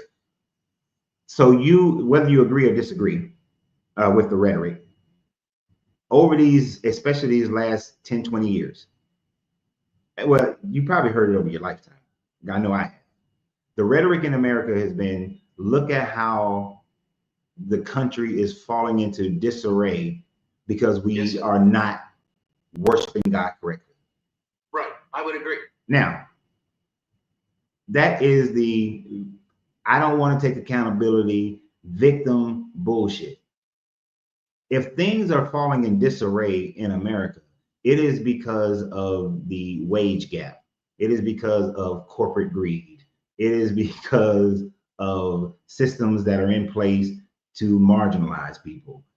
It has nothing to do with a God and how a country worships. Because I would say that more people in this country were more Bible centric in the 60s and the 40s and 50s and beyond. But for a large portion of the population, America was hell during those time frames, not heaven. But it was more Bible centric. We are less Bible centric today. And for that same segment, America's pretty decent now. It's a lot better than it was back then. So perspectives, people have different perspectives of non-accountability, and they like to blame it on their God, which is what I think the Israelites were doing. No, I put the blame square on humans. Then why can't the blame be squarely that? And see, even with Mesha, Shamash didn't deliver them. Shamash didn't help you defeat Omri. Your military strategy defeated Omri. And Omri didn't lose, and the Israelites didn't lose because God was trying to punish them. Your military strategy is why you lost. Well, the Bible does say some things differently. I mean, it's just the perspective. It's what you put the emphasis on. Of course, you need a scapegoat for why you lost. That's why Isaiah and Jeremiah and Ezekiel is all whining and crying. Oh, we haven't been worshiping God right, and that's why we're in Assyrian captivity. That's why we're in Babylonian captivity, because we weren't worshiping right. No, the Assyrians and the Babylonians were the bigger army, a more well-equipped army, and they whooped your ass. The same reason the Romans did. The pharaohs of Egypt would have whipped the slaves' ass, but a big wave crash went on. Yeah, that didn't happen. Okay. All right. Well, I'm not here to convince you. There's zero evidence of that. I go on evidence. You cannot produce one piece of evidence outside of your Bible that will demonstrate that happened. You're right. There is no evidence of God. There's no evidence of any God. No. You can't evidence. You can't go to court with any evidence. That's an event. That is an ecological, economical, and biological and geological event. Events of that level leaves traces, and there is no trace. Yeah, I believe it or not, I'm one of those guys that have to run down the facts too. But believe it or not, my background is being a cop, which is not a good thing in a lot of circles. But I need a lot of evidence. Are you one of the good cops? What's that? Are you a good cop? I tried, sir. I really did. But I wasn't on the street, so you can judge me outside that. I was on a university campus, and I think I was a good guy. All right. You didn't believe in the blue code, or what do they call it? Blue shield? Yeah, the blue line. The blue line? Yeah. In fact, I was a trainer, and I would say to them, if I catch you doing anything, don't tell me, because I'll be the first to turn you in. But that was my creed. Then you're the good cop. Well, I had my good days and my bad days too. We all do. When it comes to, I had to find out what the Bible was saying about the flood and all that. Not the flood, but was it the Red Sea or was it the Gulf of Aqaba? I needed to go investigate. Now, when I say this, I fell into a trap of watching Ron. What was his name? Ron Wyatt. What was his name? Anyway, Ron Wyatt. And I started to try to believe that there were chariot wheels underneath the Gulf of Aqaba.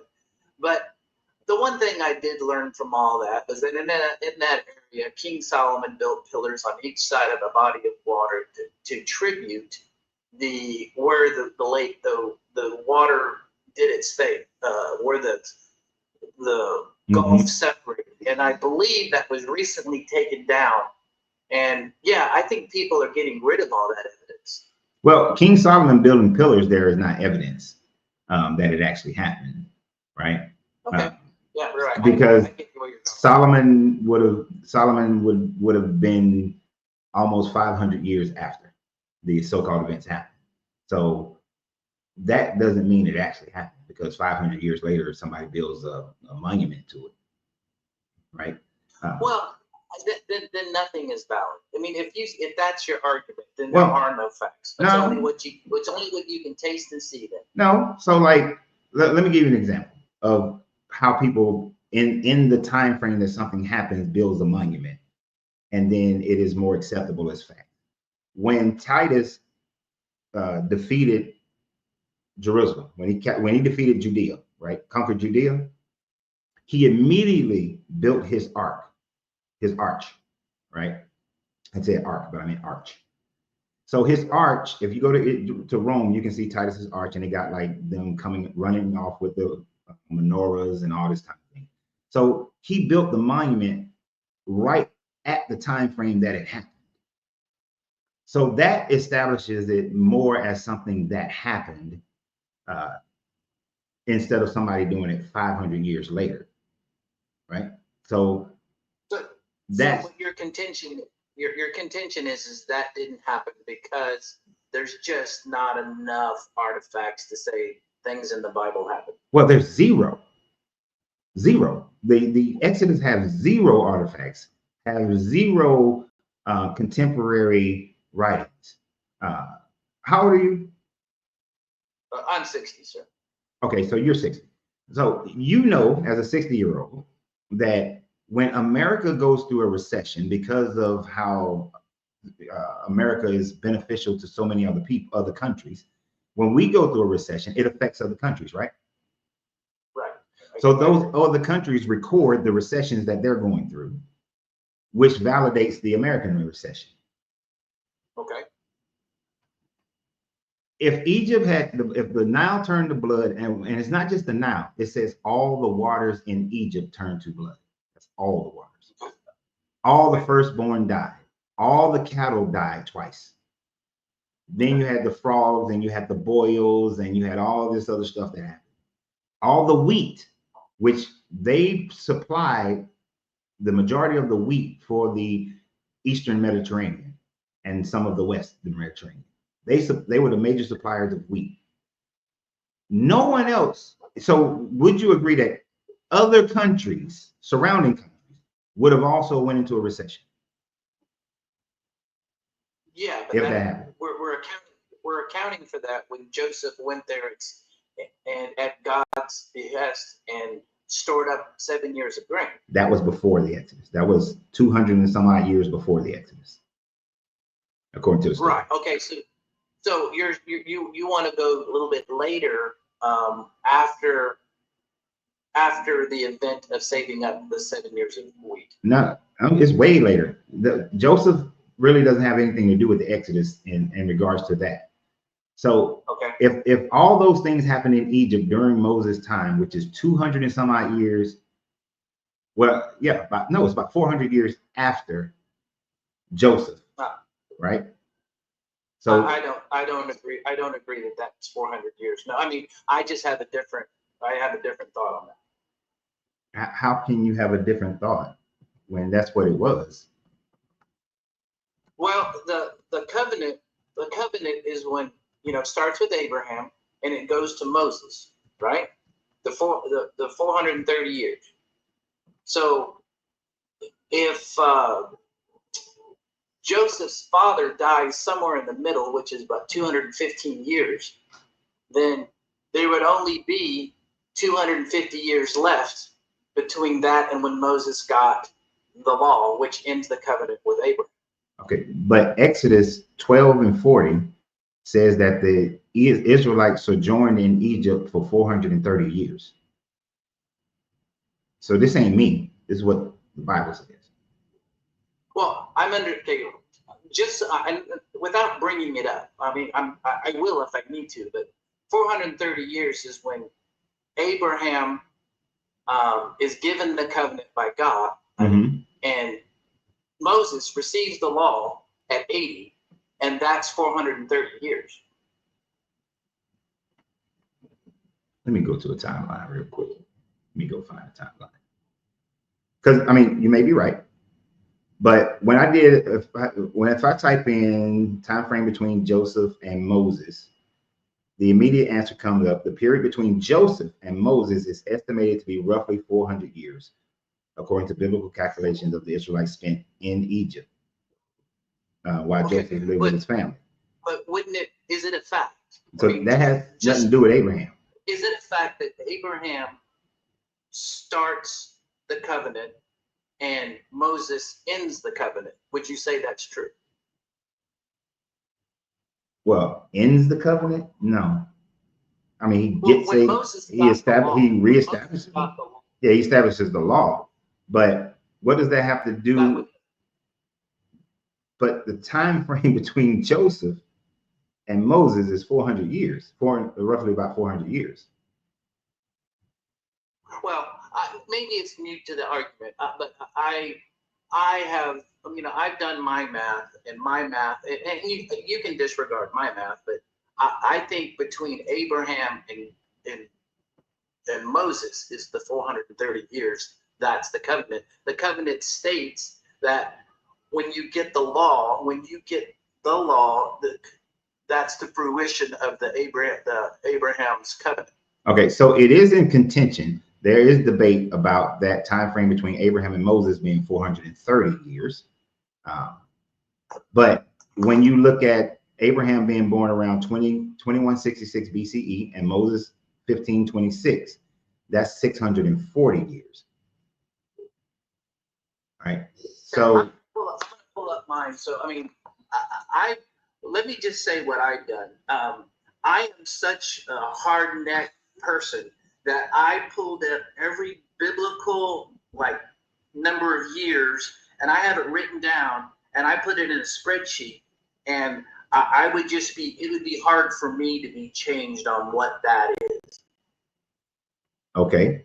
Well, this is what the scholarly consensus is, that based on biblical chronology, between Moses, Okay. Abraham and Moses is 640 years. Between Joseph and Moses is 430 years. But the point being, let's get to the point, back to the point of that. The point being of my statement was that there is a large swath of time between Joseph and Moses. So the 7 years of famine and the 7 years of non-famine, the 7 years of famine has nothing to do with the economic disaster that would have happened when Moses supposedly did the magic tricks with this guy and would have destroyed the Egyptian economy, right? Agreed.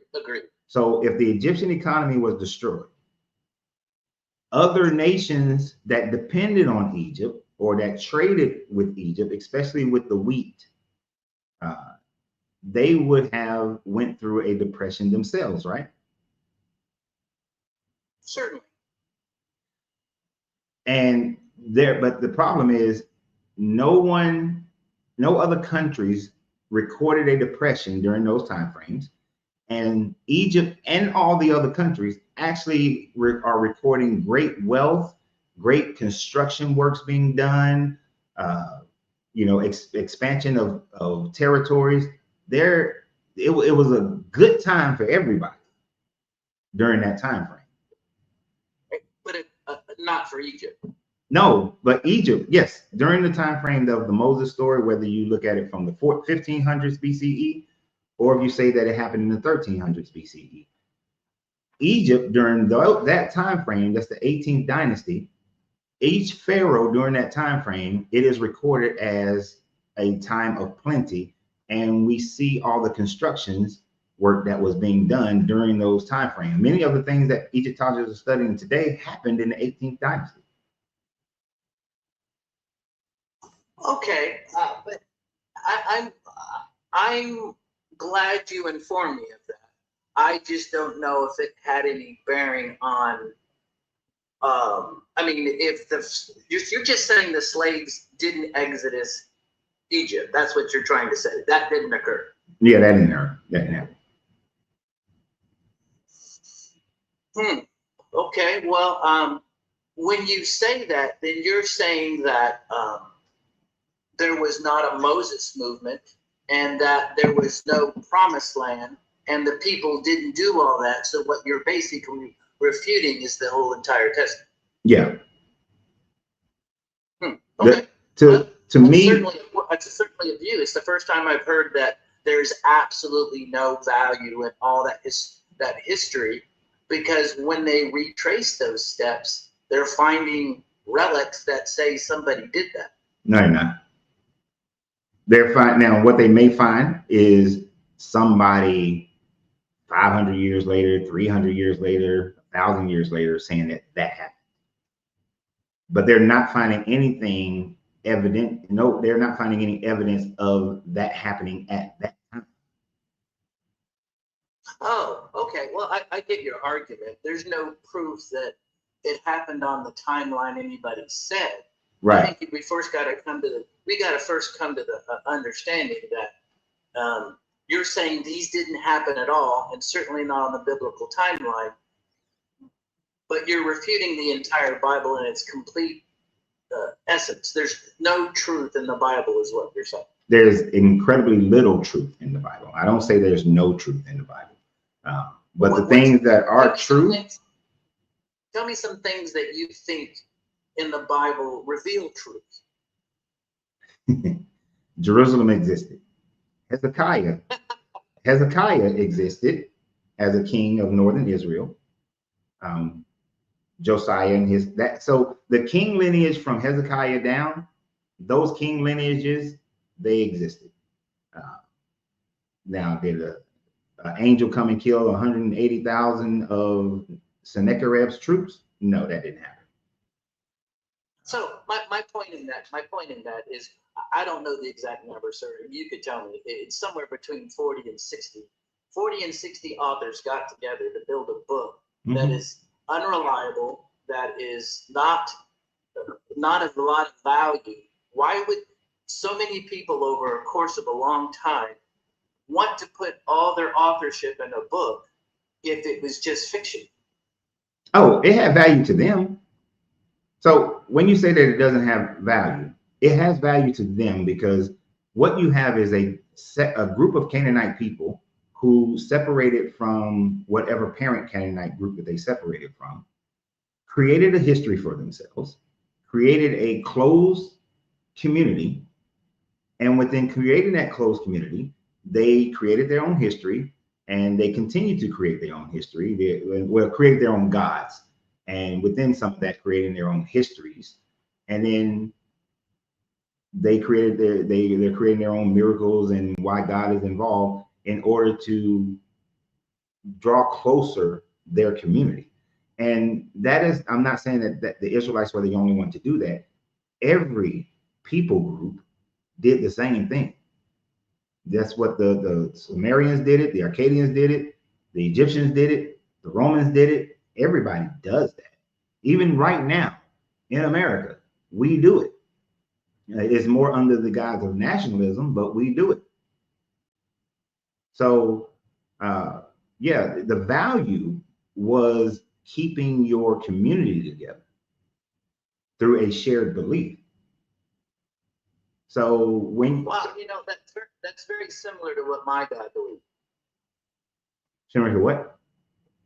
That's very similar to what my God believes. And a person who studied Hinduism would say the same thing. These values, these stories, these things happen, and it's because of my God Brahman. A person who studies Ifa would say these things happen. This guy became a prince because he married a princess, because Eshu made him bump into the princess. So it all happened so that this guy could become king one day, right? These narratives are created, and a god or deity is put in the place of it in order to build that community. So yeah, every guy does it. Is there any, okay, and I'm asking, I love the conversation, believe it or not. Is there any purpose to man other than to blow in the wind and make up their own histories? Is there any purpose to man? Yeah. Yeah. Is there a purpose? What's the purpose? Whatever purpose we give ourselves. So basically, we're our own gods. You can say that. Not a big G God, but yeah, you can phrase it that way. You make decisions every day that determines how your personal universe that you're living in right now is going to go. Okay, now here's the conflict with that. Not you got to understand. I just built a world by that principle for the moment. You know, just right now, I built it, and I'm saying then nobody's wrong, and anybody can do what they want. Then there's no rule against it. There's nothing because everybody can be king. Then when you're attacked, it's okay because that's just their belief. No, everybody can't Why? do whatever they want, because in order to live, in order to have civilization, it doesn't have to be as big as civilization. In order to have a family, you're married or ever been married? Oh, yes, sir. 30 years. Got kids? 4, yes, sir. All right. So you and your wife came together because you have a shared ethos of life. Then you taught that ethos to your children. Y'all live based on that in order to have your family unit. Because if your children decided to do all the things outside of that ethos and just whatever they wanted to do, if your kids went out and started murdering and harming children and all this sort of thing, you probably would have kicked them out of your family, right? Yeah, I mean, I do love them. I try to teach them otherwise. I try to teach them a better way. Yeah, you still might love them, but you're gonna kick them out your family. They're not part of your family unit, really, because family is more than blood. Blood is just relationship. I mean, relativity. Not relativity. You're just relatives by blood, but family is the shared values and respect that you have for each other. Agree? Well, I will say that I hope they're not listening. But if you don't agree with me, I'm not saying you're gone, but I give them the option to leave. But they don't have to agree. But there is a mindset that they could take that you would have to distance them from you, right? If you had a son and he started going out and essaying women serially, he becomes a serial, essayist or a serial murderer. You're not inviting him over for Sunday dinner. True, sir. True. Right. We're on the right. We're on the same way. So we all just don't go do what we do. As far as this nation is concerned, we are a nation of people who although we have differences, we do share in certain common aspects that makes us a nation, and we grow up in it and learn those common aspects of it so that we act a certain way within this nation. You go to another nation, some of the things that we do here are not allowed there because that's how they determine what's good and what's bad, right? So we formed these groups, these nations. They formed it in conjunction with their religion, their beliefs in gods, because we know how rain cycles work. They didn't. We know why volcanoes erupt and earthquakes happen. They didn't. So they attached a god to the earthquake, a god to the volcano, a god to the rain, right? We don't do that. We wouldn't do that. So now our battle is people just saying there it is God, and other people saying there's not a God, right? But back then, a God was ascribed to all those things. That commonality kept those people together. Okay, well, I would have no problem with your theory there, except that there's been 2 world wars and a Schnazi that did not what everybody thought. But the people in his country followed along with it, though.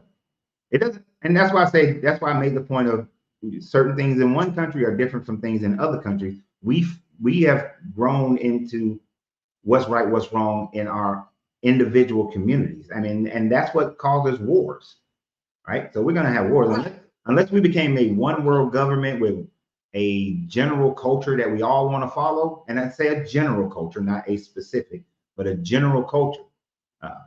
Then we can do. That's how empires are.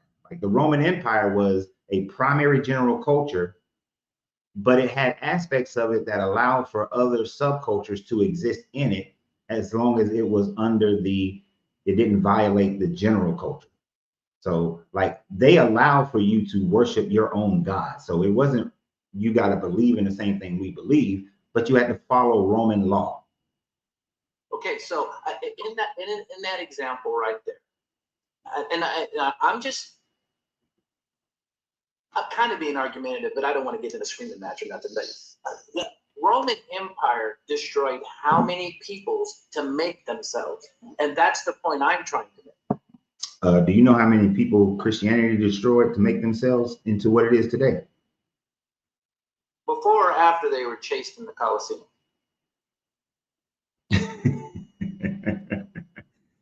After, because Christianity didn't get its military might until what was it, 381, when Theodosius the First declared it the religion of Rome. Before that, it really didn't have any military might. But once Christianity got military might, it went around and destroyed more cultures than the Romans ever destroyed. Right, and as did England. I don't know if they were Christian. Yes, they were Christian. Yes, they were. Yeah. England was Christian. Yeah, so I see your point. I mean, I don't think Christians as a whole would have said, England, go do that. Or I don't think Christians as a whole would have said, Constantine, or Constantine, go do what you did. Well, I don't know. Constantine wasn't a Christian. Constantine wasn't a Christian. He just tried to quell the Christians fighting each other within the Roman Empire. But yes, they did. Those armies went out because they believed that the God of the Bible was supporting them, and the people supported that. Just to bring it into an American thought process, you know what manifest destiny is, right?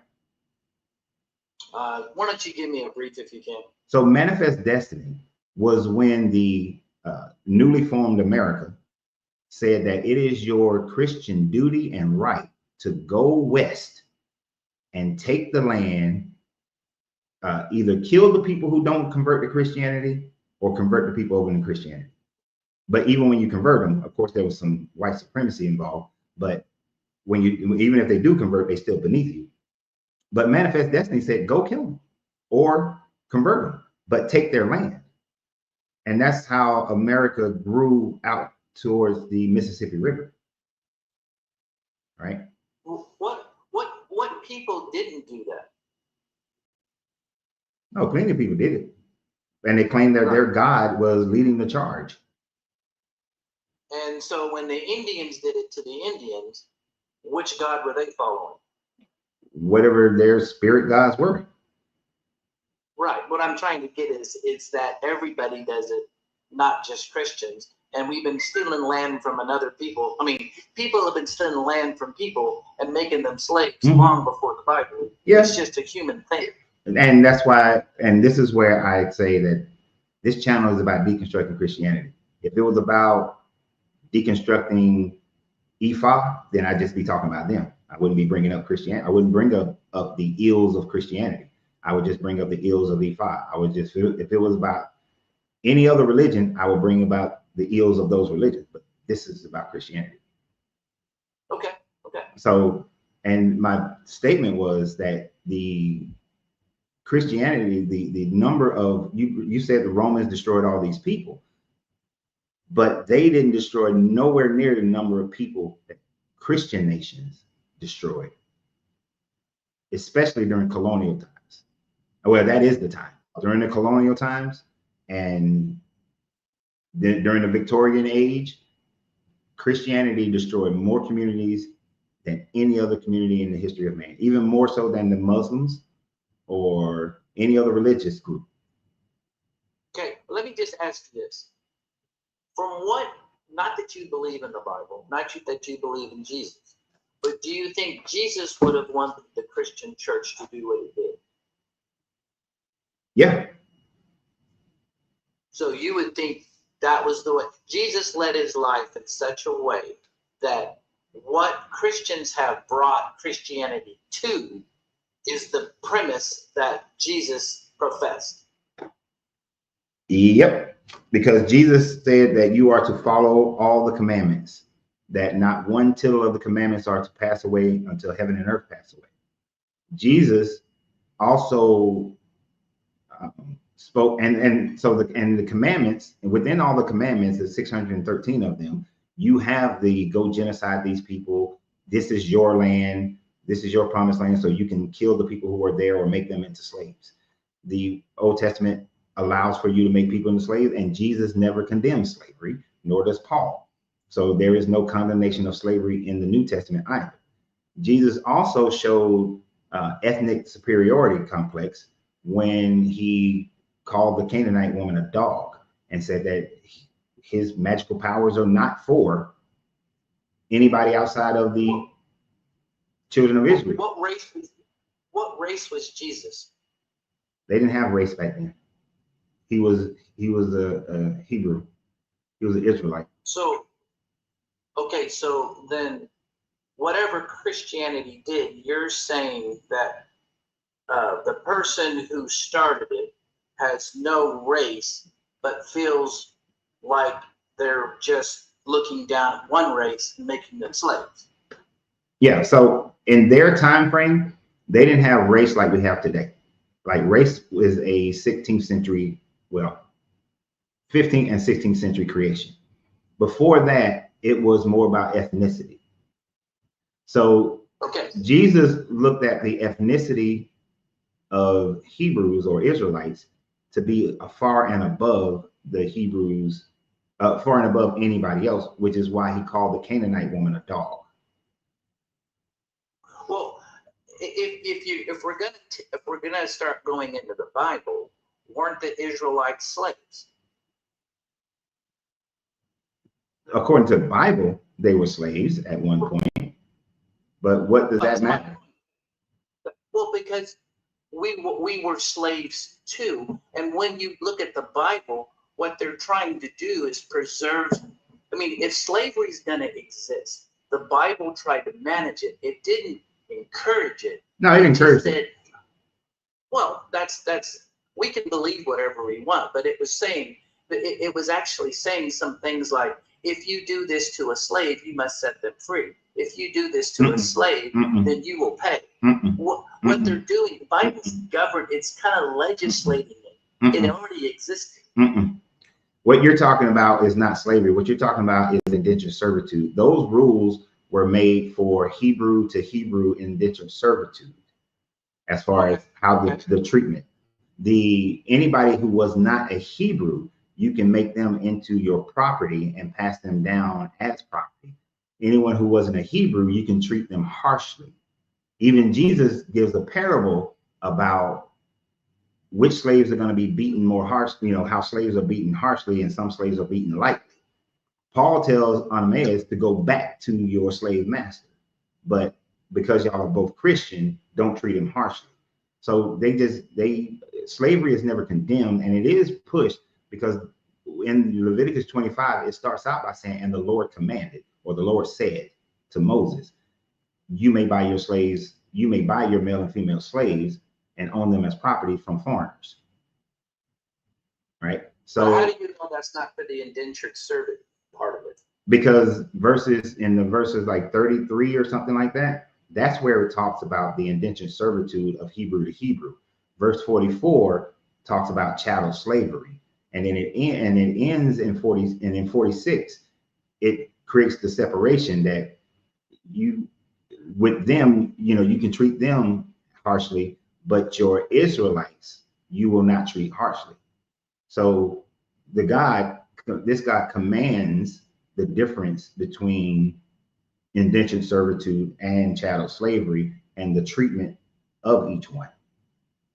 Okay, one more thing I want to throw into this mix is, do you think slavery occurred before Christianity? Of course it did, but it didn't matter because, see, this is going into the, well, if everybody else did it, then why are you blaming us kind of situation. It doesn't matter that everybody else did it. If you are the supreme deity of all things, then instead of giving your first 4 commandments about worshiping you, instead of talking about, oh, don't mix linen, you could have easily said, don't own anybody at all.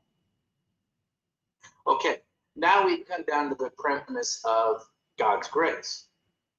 God's grace allows people to make bad decisions, or else it wouldn't be, we would be animals. But that's not a bad decision. That is this guy telling you where to get your slaves. Where he could have, instead of telling you where to get your slaves, if he was a good God and had grace, he could have said, don't own slaves at all.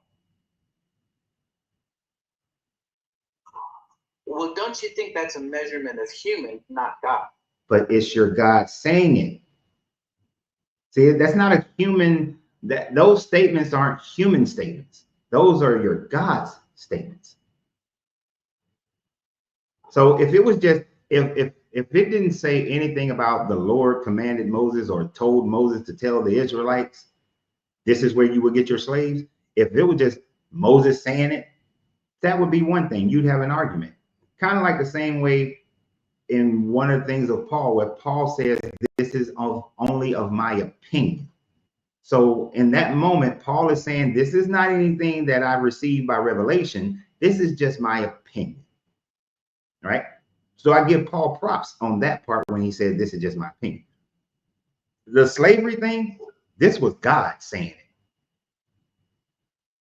So it's not a man's opinion. Okay, this is just something I want to throw in. God doesn't change his nature. So in my opinion, I don't think he ever wanted people to be slaves. When he built the garden, he didn't build servitude. And that was his ideal world.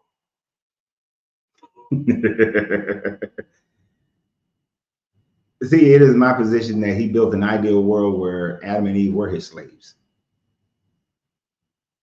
Okay, and you know, I see your argument. It's not like I don't have the vision, but we then have to interweave purpose, God's purpose. If he creates something, he made it within a construct, and he wanted people to follow the construct. But that is not an overbearing God. That is saying, I can build a world, give you consciousness and free will, but if you go to this side or that side of the construct, it breaks. It only breaks if he is the God, supreme God, and it only breaks because he chooses to break it. If he built the garden, he made it where they didn't have the knowledge of good and evil, right? So they're infant minded or childlike minds, because only a child doesn't know the difference between good and evil. If he didn't want it to break, then the tree of knowledge of good and evil would not have been in the garden. If he was trying to create this perfect world for man to live in. So since he placed the tree there and he made the tree look good for food and pleasant to the eye, then you can make the argument that his purpose was for it to break in that direction so that he then can do all the other bullshit that he does. Okay, well, I'm not trying to change your mind. I'm trying to edit what's said so that I can be part of the words. I can understand your meanings. He built a construct that gave humans the ability to choose between him and another. So yes, he created evil. God created evil, the earth, the sky, the moon. This is my belief. And you're right. In that creation of evil, people have to choose between it and God. That's the construct. Okay, so how would Adam and Eve be able to choose between good and evil if they don't know what good and evil is? Well, that's okay. I'm sorry. That's a presumption. I do think a presumption. That's what the Bible says. I do think that they knew. How would you think that they would know? Okay, because when he made man, he turned around and said, all is good. They were balanced. They had sufficient whatever resources, mind space, reasoning to do what God asked them to do. They chose differently. But that doesn't coincide with how the story is told. That actually goes against the Bible, what the Bible says, because so when the Lord said things were good. No, because it says that after they ate from the tree, their eyes were open and they then knew the difference between good and evil. So they could not have known the difference between good and evil before eating the tree. If after they ate from the tree, they then knew the difference between good and evil. It's what I draw upon those words, and I is they became aware of what it meant to eat from the tree. No, but it says specifically that they then knew the difference between good and evil. Well, yeah, evil. Okay, let's pretend a snake comes into our backyard and talks to us. I don't know what you would do, but first of all, I'd get a rake or a shovel. That's the first thing I would do if a snake. But let's just pretend she doesn't know it. The snake. Now it's a talking snake. And then the talking snake tells them to do exactly what God asked them not to do. Mm-hmm. So you're telling me God didn't give them enough reasoning to know that? No, because how would you know that the snake was cunning and beguiling if you don't know what that is? Because it was asking to do something contrary of what their maker said.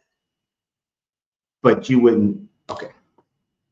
True. But that's like playing, you've heard the term playing mom and pop. Oh, good cop, bad cop? Well, no, well, that same thing, but no, not good cop, bad cop. Have you ever heard the term playing mom and pop? Mom and pop, like mother and father. It is when you pick this is a situation where a child sort of goes between their parents to get what they want or to get something, and they're going to the one that they know they can get something that what they want, or they're manipulating the other to manipulate the other. Okay. Yeah. All right. I get where you're coming from. So, and that's kind of playing mom and pop with the serpent and this God, because they would have, according to how this story went, Adam was there. This guy brought all the animals to Adam. None of the animals bothered him. He couldn't find one that was a helpmeet. And then he has Eve, and they're tending the garden as they were instructed, and they had all the food to eat that they wanted. So when this serpent comes up, and this serpent is saying that, I know God told you that you can eat from this tree, but he just knows you'll become like one of us, and that you won't die. She wouldn't know that he was telling a truth or a lie. She would not have even known if God was telling a truth or a lie, because she would not have that understanding, because she doesn't know the difference between good and evil. So her reactions to the serpent would not have been visceral as ours would be today. Like you were saying, talking snake comes up. Well, I'm different. If a talking snake comes up, we finna have a conversation, because I'm gonna be like, wow, dude, you talking. But she would not. It was a common thing. That was just the life. So they wouldn't know the difference. And then, as it turned out, the God is the one who lied. Well, and he admits the lie. I appreciate your view. I'm taking it in its totality, but I think it's a claim, whether it's mine or yours, to say they did or didn't know, and then the fall of man occurs after that. They certainly knew afterwards the depth of their deed. Okay, so let me interrupt you real quick. This is how they didn't know. In Genesis chapter 3, verse 22, it says, "Then the Lord said, see, the humans have become like one of us, knowing good and evil." So he knew. So they could not have known good and evil if he is saying now they have become like us, knowing good and evil. Okay, and all I'm saying is this. If someone comes up, and this is going to be off the wall, I'm just throwing this against the wall, I don't know. If someone came up to you and said, I will give you $3 billion a year for life, and these are the things that you have to do. Mm-hmm. You can say, well, I didn't know that, and then you're out. Or God can make the perfect example, which is what he means by good. all these things are good. They are balanced. And guys, just don't do this. Don't throw away the $3 billion a year. And if they say, I would rather see what it's like on the other side, I think they knew that much. I'm not even sure I understand what your example was. They were offered the perfect, you don't believe it, I get it, but they were offered rent-free, food-free, clothes-free, and this is what I want you to do. And if you stay on that path, you can keep what you've got. That's what God offered. And then he did offer them evil and a choice. But God hoped that they wouldn't choose that over what he was offering, which was very aware to them. What they were being offered was all those things. Just don't be disobedient to what I'm saying. So in order for him to know if they're going to be disobedient, he'd have to give them a choice. But in your description, a person would have to know that there is a difference and what that difference is, because these people had childlike minds, so they would not have considered, or they would not have known what the difference would be, if anything, because to them the concept of good and evil would have been like, I don't even know what that is. What is good? What is evil? They didn't even know what was good. Right?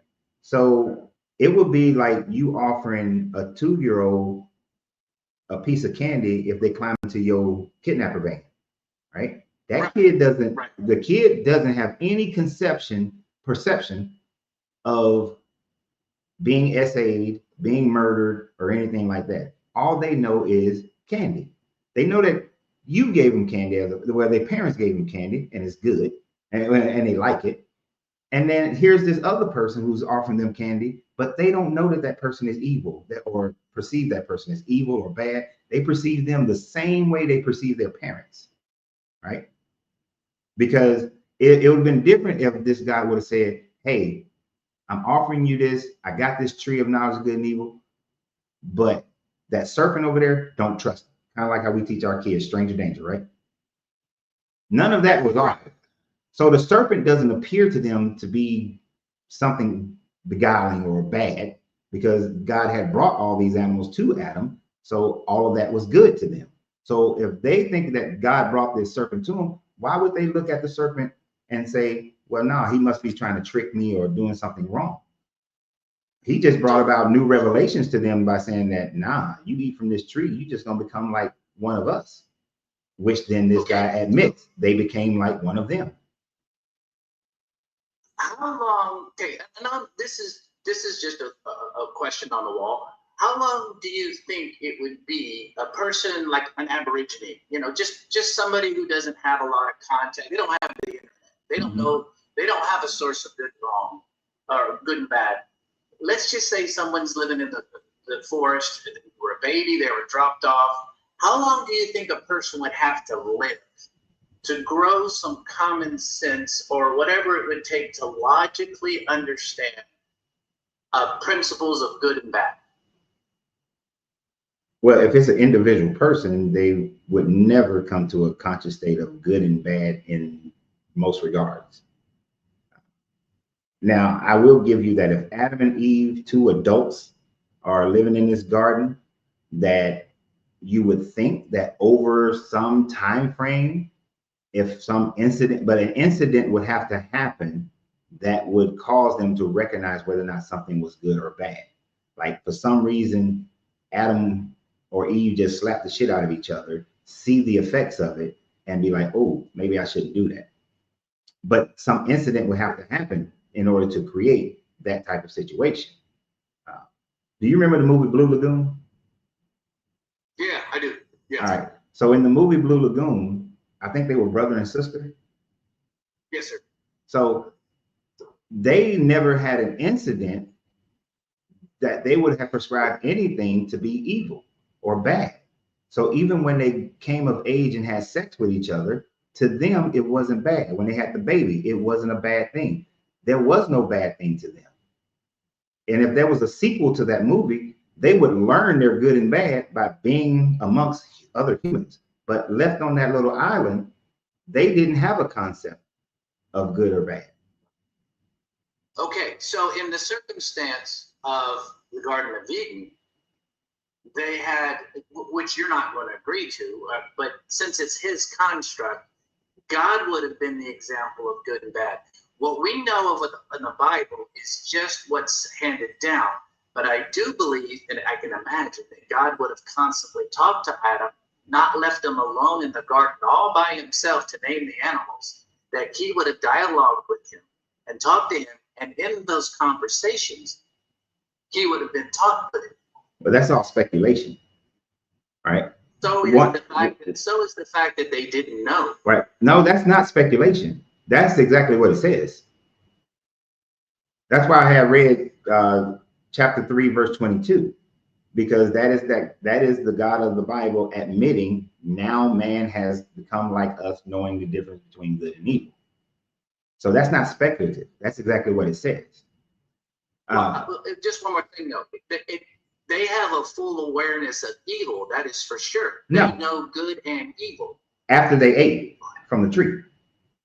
Right. But that's what I'm trying to get at. That statement says, now that they've eaten, now they know good and evil. That could be saying that good was known, and now evil is fully known. Well, no, it's not saying that good was, it wouldn't be saying that good was known. It is now saying that they know good and evil, not they know the difference between good and evil. It's just now they know what is good, and now they know what is evil. Prior to that, they didn't know if anything was good or if anything was evil. They had no conception of good and evil, because in the same way, a child does not know that there is good and evil.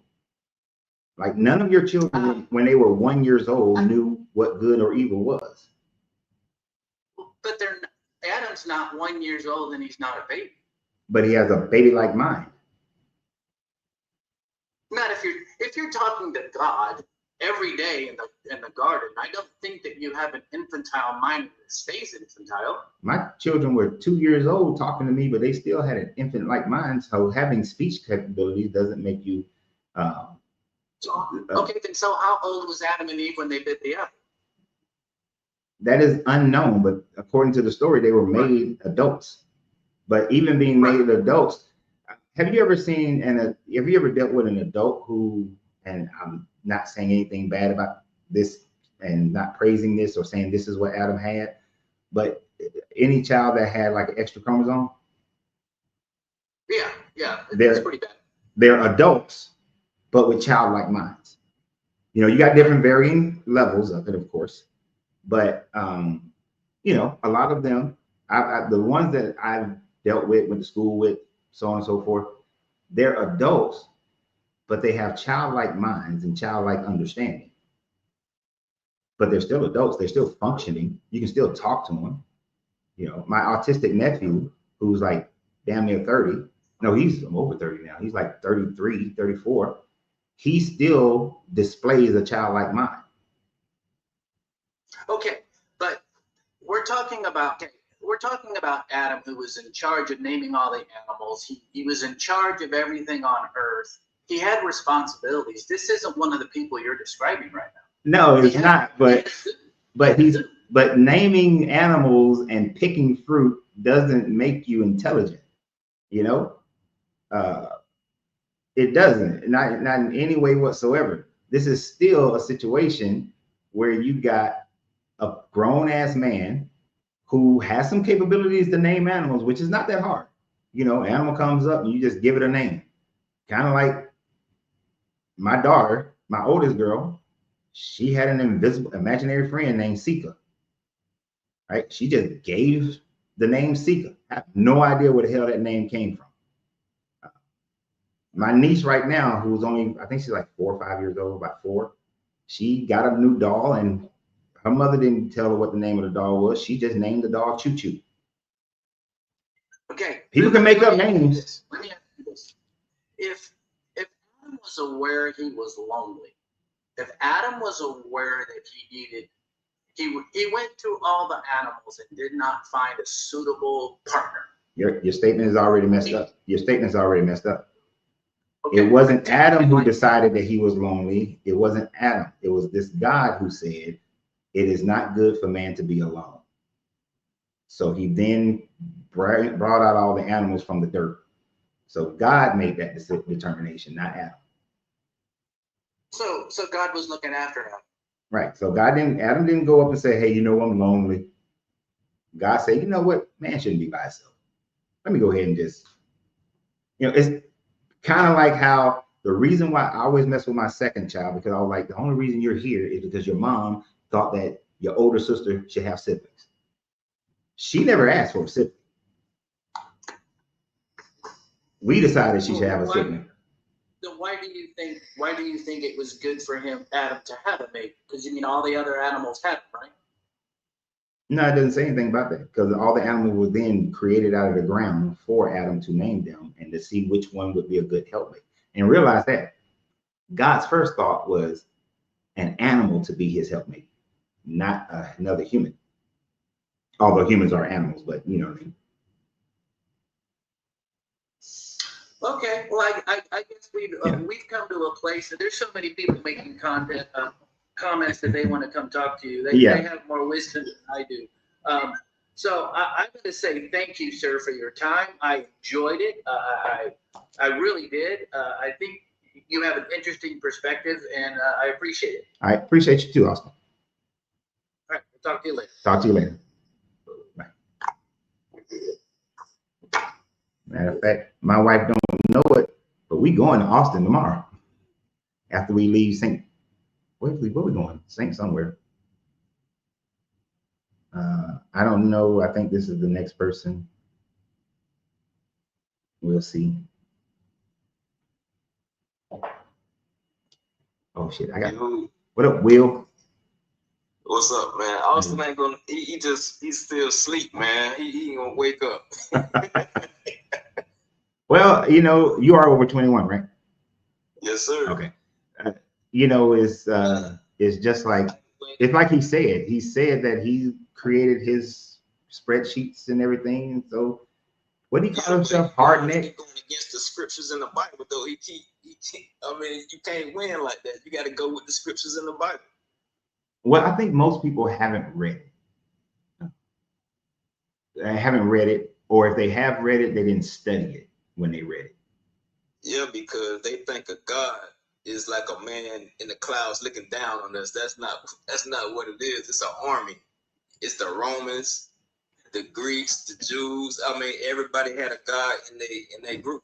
They're not understanding that. Yeah, and that's hard for them to conceptualize that. So when they go to church every Sunday, a pastor gonna give them a fairy tale about what a God is. You see what I'm saying? He's not gonna break it down like how me and you gonna break it down. Yeah, and that's why I said, like a couple of days ago, most people are just repeating what's been preached to them. Yes, that's all it is. They didn't really study themselves. Like in Bible, who's the ruler of the earth right now? The devil, right? People say that, but I can't recall. But it's in the Bible, though. It's in the Bible. I know, but that's what I'm saying. I can't recall where that's in the Bible. Yeah, when he said he kicked the devil out of heaven and sent him to earth. I mean, to the lands, right? You see what I'm saying? You see what I'm saying? So this is the devil's land, and so who's preaching? The pastors, and what the pastors are? They deceivers. I'm with you, maybe. They deceive. They deceiving the messages. Like, I mean, that's how you got to put it like that, because it's in the Bible. It's scriptures. And see, here's the problem I have with all these different parts of the New Testament, like John 12:31, that says, now is the judgment of this world. Now will the ruler of the world be cast out. And people ascribed all this to the devil, and how Ephesians say that he's the prince of power of the air, and Satan is the god of this world. Yes, sir. One, these people were reading, the people who wrote these, they believe that Enoch was a legitimate writing, a legitimate scripture. And Enoch is where they get this story of the devil being cast down to earth, right? But if Enoch is a fairy tale, then the devil ruling this planet is also part of that fairy tale. So just because these people who made it into the, I'm just saying, I understand, but that's what they believe. Logic, but I'm going by the scripture. The scripture is just like a fairy tale to me, or witches. Half of it's like back in their times, they got to understand that. Just like the movie 300, when the man say bow down and you can have whatever you want. That's how Bible was back in the day. Yeah, I agree with you. Yeah, and since their parts of the script of what they call scripture says that, I agree with you. That is what they think, and they think they got to bow down to it in order to get their heaven. Right. And another thing, like how can you burn in hell when your soul cannot burn and you have no feelings or conscience? Oh, because see, God is a spiritual fire, and a spiritual fire, spiritual fire can burn the spirit, because it says so in Revelations. That's why. But yeah, I mean, it doesn't. When you think about it logically, it doesn't make any sense that you will become a new spirit, or you become in a spirit form, but then you're going to go into this lake of fire, and you're going to be tormented for all eternity. That's one evil as hell. But yeah, it logically doesn't fit into that mode that the body was going to be. Right. In the scripture, I forgot. It's like King 43 when God was face to face with the kid. You know what he really was doing, right? In Kings, first or second Kings? 40. I forgot what scripture it is, but he's like he was face to face, and his eye, he was eye to eye, mouth to mouth, and he was really doing stuff with that kid. You know that, right? I don't remember that one. Look. You just got to read and look at it. I mean, some people don't read everything, but it's in there. You just got to read it. Like that one, I don't remember that one off like in immediate memory. You know, most of the things I remember are things that, you know, like anybody else, you talk about it more enough time, and your recall is a lot better. Okay. But you're saying that in First or Second Kings 43. Yes, I forgot which part of Kings it was, but it was the part when he said he was face to face, mouth to mouth, and all that other type stuff. I mean, he was talking about stuff with that kid. On the surface, I'm gonna say that sounds, you know, like a pedophile. Yes, sir. See, back in their times, but like, I gotta read it. Same things we think of it now. I gotta read it first. But you sure it's in King? It's not. It can't be in Kings. There's no 43 in Kings 1 or 2. Kings only goes. I'm gonna send it to you in a message when I find it. Yeah, you can come back on here and see what you want to say about it. I mean, yeah, now that would be very interesting. But of course, I would have to like read the context around it, go back to what the Hebrew words meant back then, in order to make sure that I'm understanding it in the same way that the writers would have meant it. And that's one of the things that mess up a lot of people, is that they don't read it based on how the writers meant it at that time frame. Right. And it's like all this stuff is like it's different back then to how we'll say it now. Right. Exactly. Because oftentimes people are like, when me and Austin was talking about slavery, he's looking at it through the lens of today, not looking at it through the lens of how it was meant back then. Right. You was right about that. Anybody that can join and help out what they have to do, they was part of that covenant. Yeah. Now, you know what I mean, Austin just put up 2 Kings 20 and 2.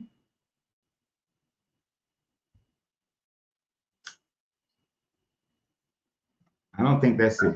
I don't think that's what you're talking about. In those days, Hezekiah became sick and was at the point of death. The prophet Isaiah's son, Amoz, came to him and said to him, "Thus says the Lord, set your house in order, for you shall die."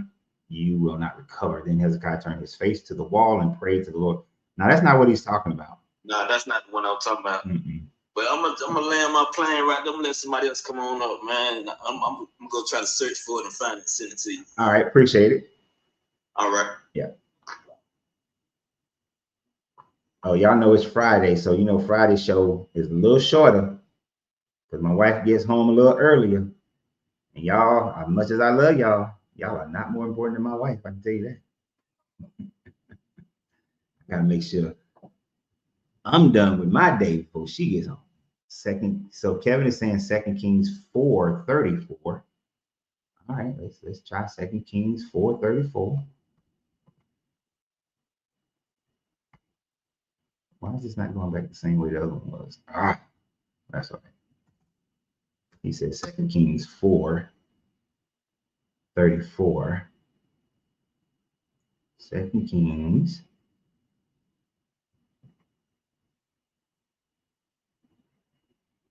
Oh, let's see. Oh.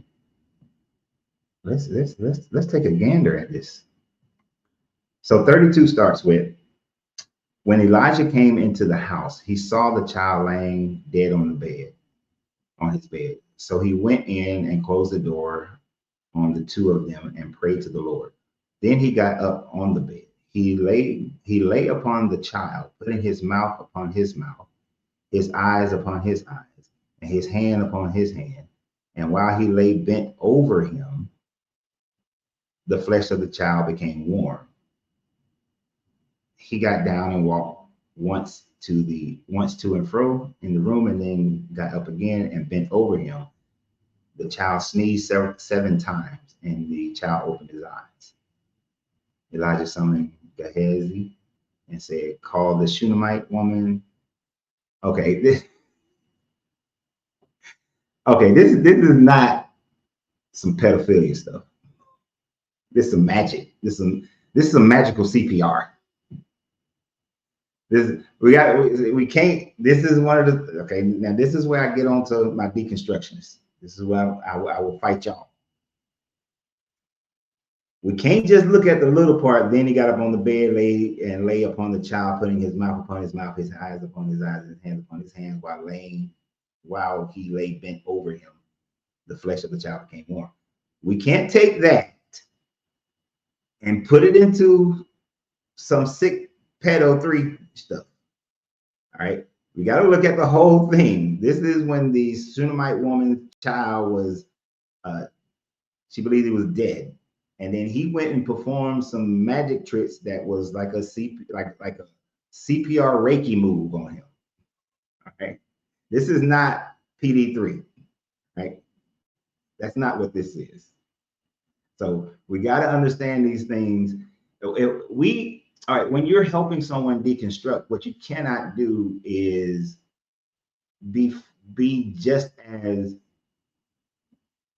cherry picking an interpretation in the same way that these pastors do it. All right. So we have to read it all. That's why I never just read that one little part. I got to get the whole thing. Right. And we have to be able to say to ourselves, is this some bullshit or is it not? And this is just, now this is a magic trick. This is some, and let me see, is it necromancy? Or as they would say, resurrection, which is still necromancy. I'm trying to see if they actually say the child was dead. And she called her husband, said, send me one of the servants and the donkey. And again, he said, why go?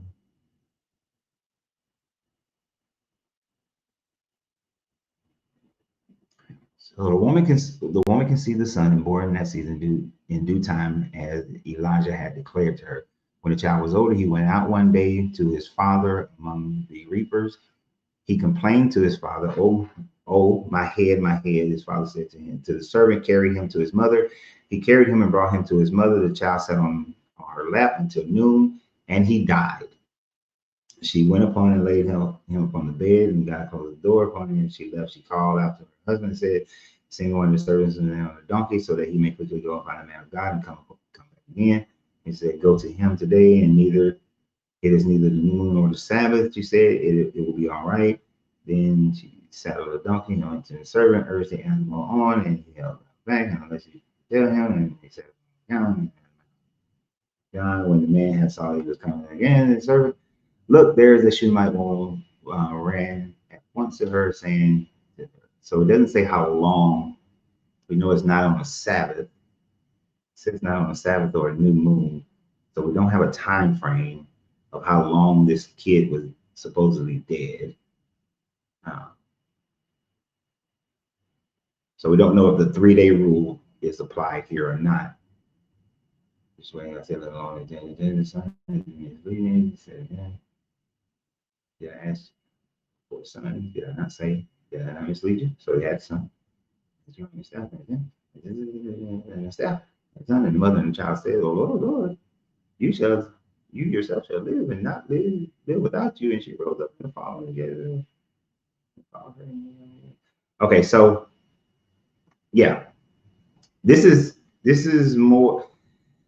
I don't even know if I want to call this necromancy, actually. So in their mindset back in those days, and the reason why the Jesus character waited 4 days before he went to Lazarus is because in their mindset, someone could appear dead, right?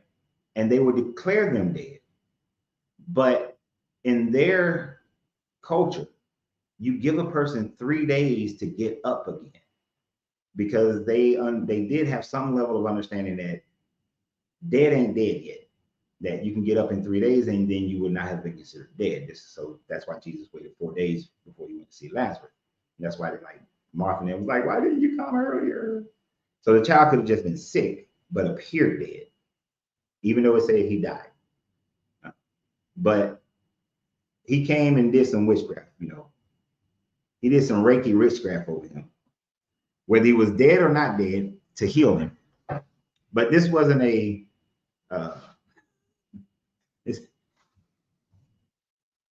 this wasn't, some right. I remember they also put caskets and they put bells in caskets. I remember watching that. Some little thing was talking about that. How they put bells inside of caskets. They put a cord inside a casket. So the bell is outside the casket, and there was a cord inside the casket, and the bell will be up there where the headstone is, so that you can ring the bell if you wake up and they buried you alive. That was very prevalent, like in the Middle Ages and that time frame. All right. Now, unfortunately, we're not going to go long today, because, like I said, my wife will be home sooner. She gets off early on Fridays. I am grateful. Hello. Hey, welcome back. I'm sorry. What'd you say? I said, welcome back. Because we've talked before. We just talked the other day, right? Yeah, yesterday. Okay, thought so. So I already know you're over 21. Yes. Yeah, a dead ringer. So what are your thoughts on the subject matter? Which subject? Because I'm looking at when I came in, you were talking to Austin. Yeah. And then the other fella came on talking about the mouth-to-mouth thing. Since you're going to be looking at the title, Christian witchcraft is still just witchcraft. So more than likely, you're going to be my last guest for today, because I do have to end the show early. Well, we just end early on Fridays. So what would you like? I'm going to give you the floor here of whatever subject matter you want to talk about for the next about 10, 20 minutes. I was actually here just to listen. But looking at your subject matter, Christian witchcraft is still just witchcraft. I can't say that I know much, about what people consider to be witchcraft. I know that Christians call what other people do in their spirituality, depending on whether it's voodoo, they call that witchcraft. But my understanding now, in doing study on both hoodoo and voodoo, is basically, to me, in my understanding where it came from and how it was also intertwined into Christianity, depending on your location and where you came from. Especially, I'm from Louisiana, and hoodoo, voodoo, was practiced. Right. Our parents practiced it, but as they became more religious, a lot of that stuff went away. Things that we still do and don't know that that's what it is. I say on the Christian, where it's called Christian witchcraft, I don't call it witchcraft. I call it rituals. Whereas they'll call what other people do on the spiritual level witchcraft. So to me, communion is a ritual. Going into church every week, that's a ritual. You get up every Sunday morning or Saturday morning, whichever one they do. That's a ritual. So, I mean, I don't have much to say on that. Yeah, I mean, I agree with you, and that's why I say that, you know, Christian witchcraft is still just witchcraft. And I don't see the word witchcraft as being an evil thing. I know in our modern definition of witchcraft, it is generally geared towards something evil, but a witch or a wizard in its original form meant someone who was wise in how nature works. You know, wise in mind and wise in how nature works. That's why the magi, we get our word magic from the Persians magi, which really just meant wise men, because they were wise in understanding how to read the stars. They were wise in what elements to use in order to heal a person or to decide whether or not to do a thing, right?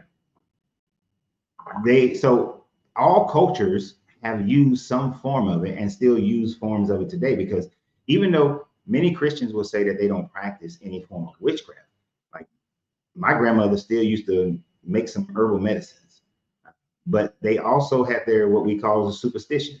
You sweep somebody's feet with a broom, that's going to give them bad luck, so you got to spit on the broom and break the handle.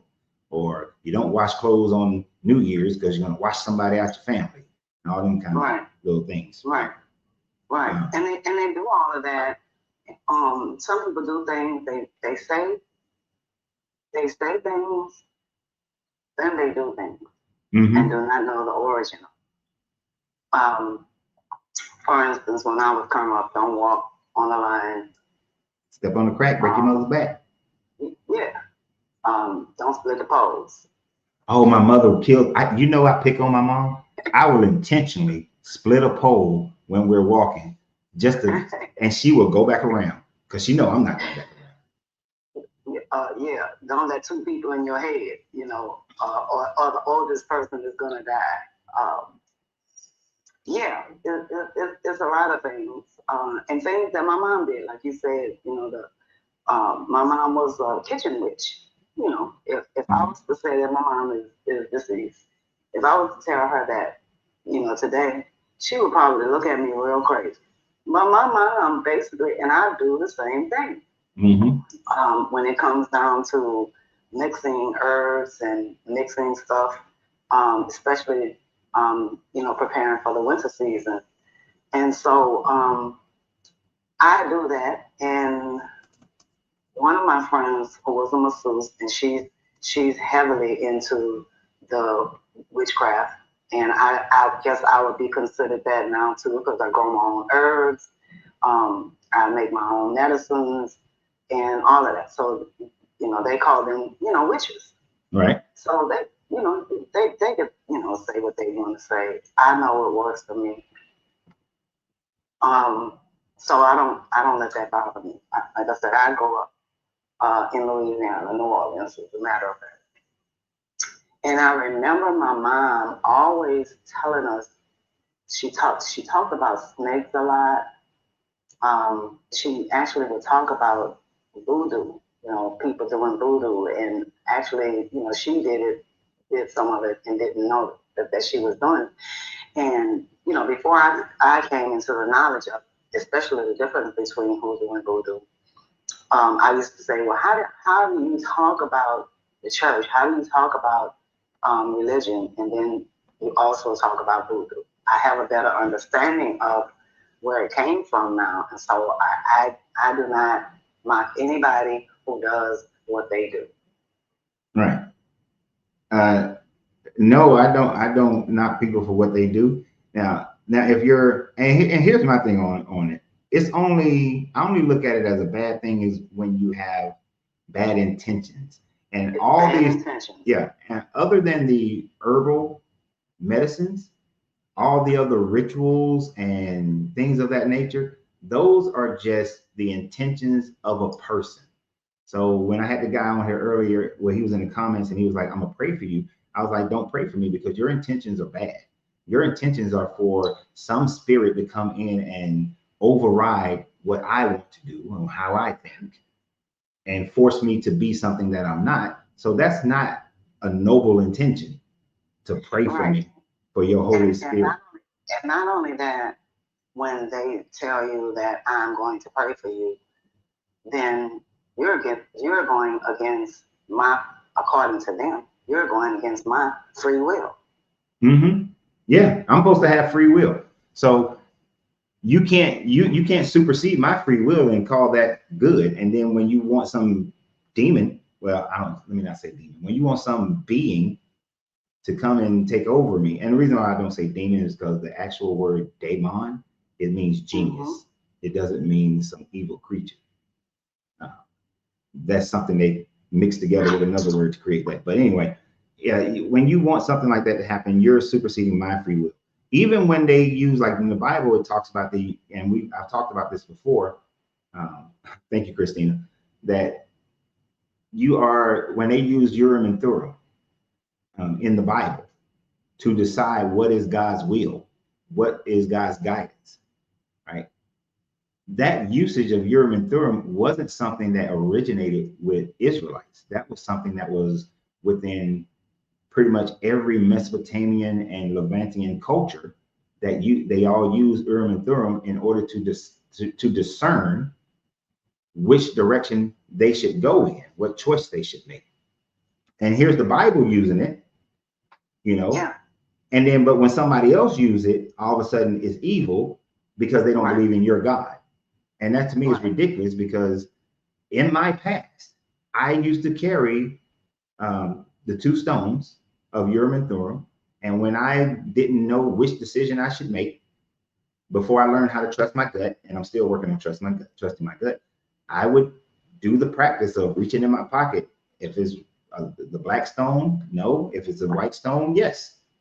You know, seeking that ether guidance before I realized I can just tap into my own instinctive guidance and know what's right, what's wrong. Or even if it don't turn out right or wrong, you just make your actions are still going to determine whether or not it works or it don't work. Exactly. And another thing that I wanted to speak on is etymology. Mm-hmm. Especially when I put the Bible down and I began to do my own research and my own study, as I said yesterday when I did the research on Esau. Mm-hmm. And then I started doing the etymology on words. And also when you hear religious people, Christianity, they all talk about the pagan holidays, everything is pagan. Mm-hmm. And when you look at the etymology of the months and the days of the week, they're all after Greek gods. And you do this every day. Is Monday, Tuesday, Wednesday, Thursday, Friday, Saturday, and you look up, Monday is Moon Day. Yep. Sunday is the sun. It's UN. Yeah. It's the reason. Yeah, it's a little bit of a mixture though. I mean, it's some Norse gods in there too. Like Thursday is Thor's day, Friday is Frigga's day, Wednesday is Woden's day, Tuesday is Mercury, mm-hmm. and Saturday is Saturn's day. All right, so it's a mixture of Norse and Roman, and of course, if it's Roman, it's Greek for the most part. A mixture of those gods, and yeah, they still call it that. They still follow it by those terms. They still do it, and they do astrology. A star was hovering over Jesus' house, the house of where he was born. Right. These wise men following a star in the east. They're still utilizing astrology, and then they crap on other people for using the same thing. Exactly. Yeah. So they're still using astrology. Yeah. And also I heard someone say the other day that, you weren't born into this world. You came out of it. Just like the trees grow out the ground, the flowers, all of that. And it also says in the Bible, from dust you came, from dust you return. So we came out of it. I understand what you're saying. I came out of my. We did not come into this world. We came out of this Yeah, world. I came out of my mom's womb. Yeah. Which, again, if we're not going to believe that God created Adam and Eve the way God created, it's all mythology. Yeah. But he created man from the dust. Mm-hmm. But who's going to believe that he took a rib out of Adam's cage to create the woman? But yet, that man still has all his rib cage. Yeah. Because it doesn't say that he regrew a rib. But some of the midrashes will say that he regrew the rib inside of Adam at that time frame. But of course, that's not in the Bible that people read. This is going to be like what rabbis expanding on the thoughts and expanding on like what's not in there. But you're absolutely correct. What do you identify? Huh? What do you identify? Oh, like an atheist. Okay. But it's like, and here's what'll throw you even more. The word that I can't remember the actual Hebrew word that's used there, but that Hebrew word means that they take for rib actually is an architectural word that means side, like the side of a building, right? And every other time frame that is used in the Bible is used in the architectural term of the side of a building, or a side of a wall, or splitting a wall in two, to take one side to the other side. So if you thought about it in the way that it actually is giving the meaning for that time frame, then it's saying that Adam was split in half. And then Eve was made from one half, Adam made from the other half, and Adam reformed on the other half. And so they I no longer believe any of that. Again, because of extensive studies, and I'm not saying that I know everything. I definitely don't know everything, and I'm still learning. And through it all, I've come to the conclusion that we will never know everything. We will never know where we came from, literally. Whether it's science or whether people want to believe in the Bible. Like I said, I no longer believe that, because I know that the Jesus Christ story came from Isis and Horus something. There are several stories of mythology that the birth of Jesus Christ, his death and resurrection came from. But like I said, in my extensive study, I still don't know everything. But when I started reading the Council of the Nicaea and understood the origins of the Bible, that was partly where I parted ways. Yeah, and you're right. I would never claim that I know everything. Not even to say I know everything about this Bible. I wouldn't know. I'm not going to know everything about this Bible. That would mean I had to put the entire thing to memory. I would have to put the entire history to memory. I would have to put the entire etymology of every Hebrew word and Greek word and Aramaic word to memory. That's 3 languages I'm not about to learn. Mm-hmm. But that would be immense. So there's a lot more that I don't know. And even when it comes to science, there's a lot that I just don't know. I was reading a paper last night till 2 o'clock in the morning. I was reading about this one thought process, this theoretical thought experiment about a Boltzmann mind. And I read probably 4 other additional papers that are linked to it, other theoretical thoughts linked to it. And I can probably read that for 3 months and still not fully understand it, right? Because there's always something. And we always are going to be in that learning position. I think it is the arrogance of a religion, especially Christianity in this case, that says that they know that what their Bible is saying is the factual and the actual, when it's not. It's an impossibility. There's too much evidence to demonstrate that those things are impossible and improbable. The whole Adam and Eve story would have had to have happened around 4600 to 4700 BCE. We know that civilizations were around prior to that. So that in itself makes the story a fairy tale myth created by this particular group of people to create their own heritage. And that's it. That's all they're creating, is their own heritage, their own creation story. Like every other mythology created their own story. And they all, if you were close enough to each other, you borrowed from different groups as far as your creation story is concerned, your resurrections, your messiahs, your great leaders, and all this sort of thing. They all borrow from each other. And it's usually the young ones borrowing from the old one, which Judaism was a young one at the time frame. So that's why you can find similar stories in the Sumerians, the Akkadians, the Canaanites, and the Kemetic story. You can find similar storylines in all those older traditions that are in that area that the little Israelites borrowed from in order to create their story. But young lady, I'm about to get off here. Fridays, I end the show at Eastern Standard Time at 2, nowhere past 2:30, because my wife will be home at 3:30, by 3:30. And it's our time at that time. So I'm about to get off here. Okay. All right. Well, you have a good weekend. I appreciate you. All right. Bye-bye. All right, bye. So as you guys know, I go live Monday through Friday, 12 noon Eastern Standard Time.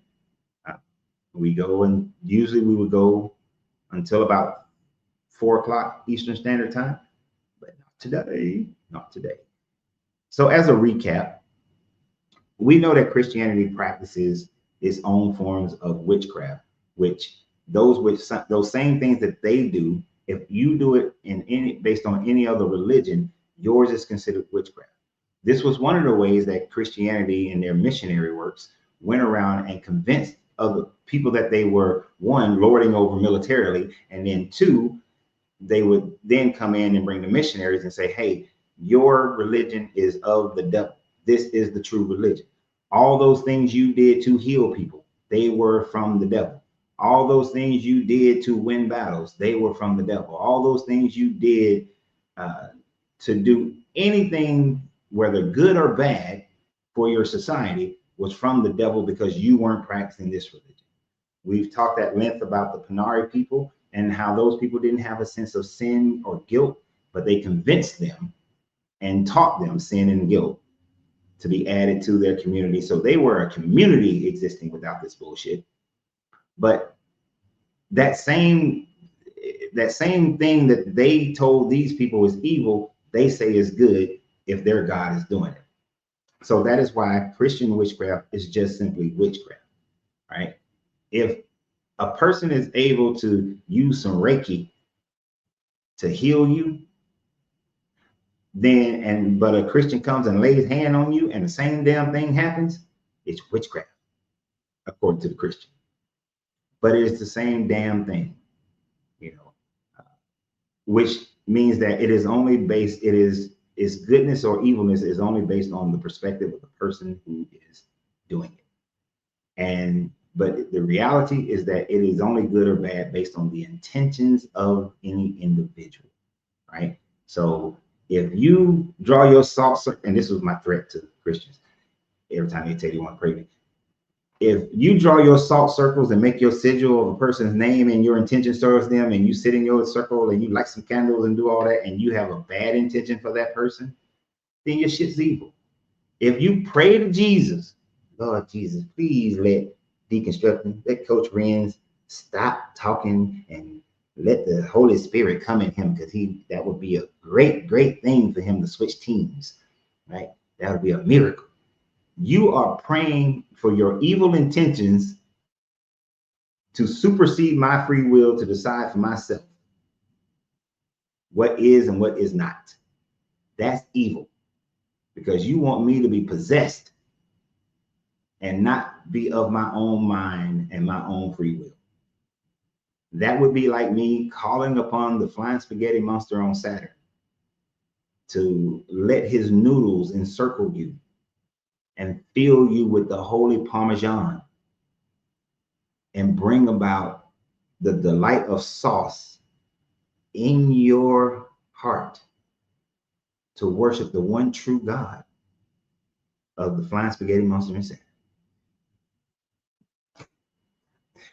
A Christian would say I'm being evil for that. But that's the same thing you asking me when you tell me that I need to, you praying for me to convert over to your religion, right? All praise to the great Parmesan wheel that dwells within us all. Well, what my guy Deconstruction's on? He got Doug. All praise to Doug. But it is all just the same. I will tell you this: it is your intentions of life, your decisions, your mental decisions that then turn into your words, that turns into your deeds, that determines the overwhelming majority of things that happen or don't happen in your life. You can, herbalism is not evil. The earth has everything to harm you, but it also has everything to heal you. Money is why we don't practice herbalism in this country. But certainly other countries you go to, and herbalism is a big practice. Now, as far as all the spirits and all that kind of stuff, I am not one to believe in spirits. I have never seen any evidence of spirits. We have dreams. We don't fully understand dreams. We have visions. We don't fully understand visions. We don't know everything about how the consciousness works. We know that our brain waves goes out, and we should be able to pick those up, and we sometimes do. The whole spiritual realm thing, anyone tells you they definitively know what happens in the spirit world, or if there is a spirit world, they are not telling you, they are lying if they say they definitively know. You have your hopes, your wishes, your dreams, your estimates, and your hypothesis. That's about it. That's about it. But none of that has been demonstrated, right? And until such is demonstrated, it is all just somebody's perspective and their thoughts, their hopes, their wish, their dream, their hypothesis. So I appreciate you guys. We still got time for y'all to sign up and show up here in San Antonio, October 31st through November 2nd. If you go to my YouTube channel, which there's a link for my YouTube channel on my profile page and TikTok. If you go to my YouTube channel at Coach Renz 33, click on the link of yesterday's live, and you'll see a link to the hotel. Reserve your room. We're getting to the last days before I have to pay for the extra rooms, and then I'll have to send them back to y'all. So let's get that done so that we don't have to go through that process. But beyond that, I will be producing videos today and tomorrow. And there's a lifestyle video I'm gonna post tomorrow. My wife and I, if you're in Austin or anywhere near Austin, no, not Austin, where are we going? San Marcos. If you're anywhere near San Marcos, Texas, there's a huge powwow. And like I told you guys before, my wife does have more indigenous, she's still primarily of African descent, but she's like a third and a third and a third. But a third of her descent is Native American. So we're going to a powwow tomorrow in San Marcos. If you're in the area, let a brother know. We're going to the powwow. But I'll record a little video while I'm up there so y'all can see the powwow. For all those we were already here people, I really want to see how many black people are walking around this powwow tomorrow. Yes, I'm going to be petty tomorrow. So, but I'll be producing some more videos today. I don't know what about because I was reading those fucking papers, those studies last night, and I didn't prepare anything for today. So hopefully I'll produce a video today because I might not because I ain't prepared shit. I didn't prepare at all. Actually, I would like for some of you guys, I don't know if I want to have a whole discussion on it. I'm still thinking about it. But the Boltzmann brain, I would love to hear some of you guys' thought processes on a Boltzmann brain. And just to give you a little bit, the Boltzmann brain was a theoretical thought experiment that was done in the late 1800s, early 1900s that speculated that